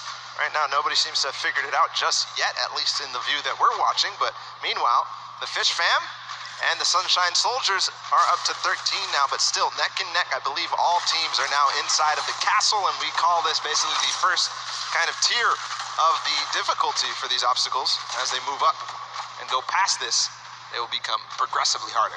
Yeah. And again, this is the first time these creative players, qualifiers, have seen the world run. They've never seen it before. They have just, you know, they are mad. Their skills are insane. And look at this, Taldeck's already up on the next tier. See, he's probably telling his teammates, all right, look, up here, I just use this bumper. What do I have to do? See, he's already trying to figure it out. I like it. That's not me. The moment I hit that pad, I was like, I guess I just keep moving forward, and I kept running. I love this experimentation. He's actually also communicating back to his teammate at the same time, because he went over that bumper and he's looking, do I have an opportunity to go back here, or is this it? Do I have to go forward? Just like you were alluding to before. And now he decides, okay, he tells exactly what's going on to his teammates, Ninja, Kaz, and company, and they move forward. Alex JJ, though, is off to really the races. He's way ahead of everybody else, I think. But no, there's a Raven's Revenge. No, it's Svenos. It's his teammate. They're moving. Yeah, they are moving. So what's tricky about that last jump there is those little directional pads will give you forward momentum, but in jumping you lose some of it. So you actually have to make it in a straight run. There you have to trigger the trap, get the impulse to make that precise jump, land on the other side, trigger the trap in one fail swoop, while also taking a step back to keep yourself safe. Now there is a little few secret ways to kind of trigger certain traps or get around certain obstacles. We'll have to see if these players discover them. But like you said, man, Svenos is destroying the game right now. Just unbelievable, and this isn't even a team that qualified from a death run or elimination run or even a speed run. They qualified from a survival map, and he's doing things like this. He is leading the pack. There's a fish fam up ahead of him, though. Yep. They're not hitting this just yet. This is so precise. You have to change the altitude. Is he going to hit it? No. Second try. Here's Suzo. Here we go. First jump. Now, this is the impulse you want to set you a little bit forward. Now, this is one where you want to get height. You got to throw it. Try to get on top of it. No! Just barely, Suzo. And he's at 21 points right now in third in terms of coins. And it's all up to timing, I think. Zeke, we might see this end in the first match here. In the first round, they might end up completing everything because they still got 5 minutes to go. Well, we'll see, Bala, because here's the thing. That obstacle there is called the ice jump, but this next one that Turtle is at, we call this the double danger. Let's just look at this real fast. This is really tricky. He already knows. He's already downloaded. He already knows what must be done. So you actually have to double hop, double bunny hop, land on the edge, take a step back, trigger the trap without being eliminated, right? Then you can walk up this small ramp. Then, depending on how you want to go about it, you can just go forward. Yes. He actually makes... Okay, I'm a third try. I'm done. Turtle. And he gets the coin in one swoop. Oh, my... But one thing, we have to look at the scores right now. 5 minutes to go. Fish Fam is at 26. They only have 4 coins remaining. But everybody else is starting to fall behind. We're starting to see the Fish Fam come way out above here of the rest of them. That's because they probably have the majority of their players through. The majority of the players are collecting those coins. There's Turtle. He makes it through the double danger, collects the coin. Now, what do you do from here? They get up. Man, this guy is absolutely insane. There it is. And you know, for Turtle, it's funny because he's just excited about being here, able to compete on the stage in front of thousands of people and all of his peers. And bro, he is just slaying it right now. Oh, you gotta be careful. Okay, all right, yep. Everything's fine. Now you gotta make the jump. You got the one hop. You gotta be careful. That is... Gotcha. That is is trap, baby. That is the first time I've seen that. I've seen the theory. I mean, I've heard it theorized, but I haven't seen that yet. But Fish Fam, I was wondering, it's Scissors and company, 26 points. They're not at the same point that the Sunshine Soldiers are at, but they're at 26 total, the entire team. They have clearly synergized with Scissors here, but looks to be that even the Ravens' Revenge are stuck at 26, so this might be a difficult one to get past. Yeah, this one, so the tricky bit about this one is there's actually no checkpoint in between here and where you need to get to. That's what makes the double danger that double dangerousness. 26 points across, and there's only about 3 minutes left, so these guys really have to focus up, try to get through.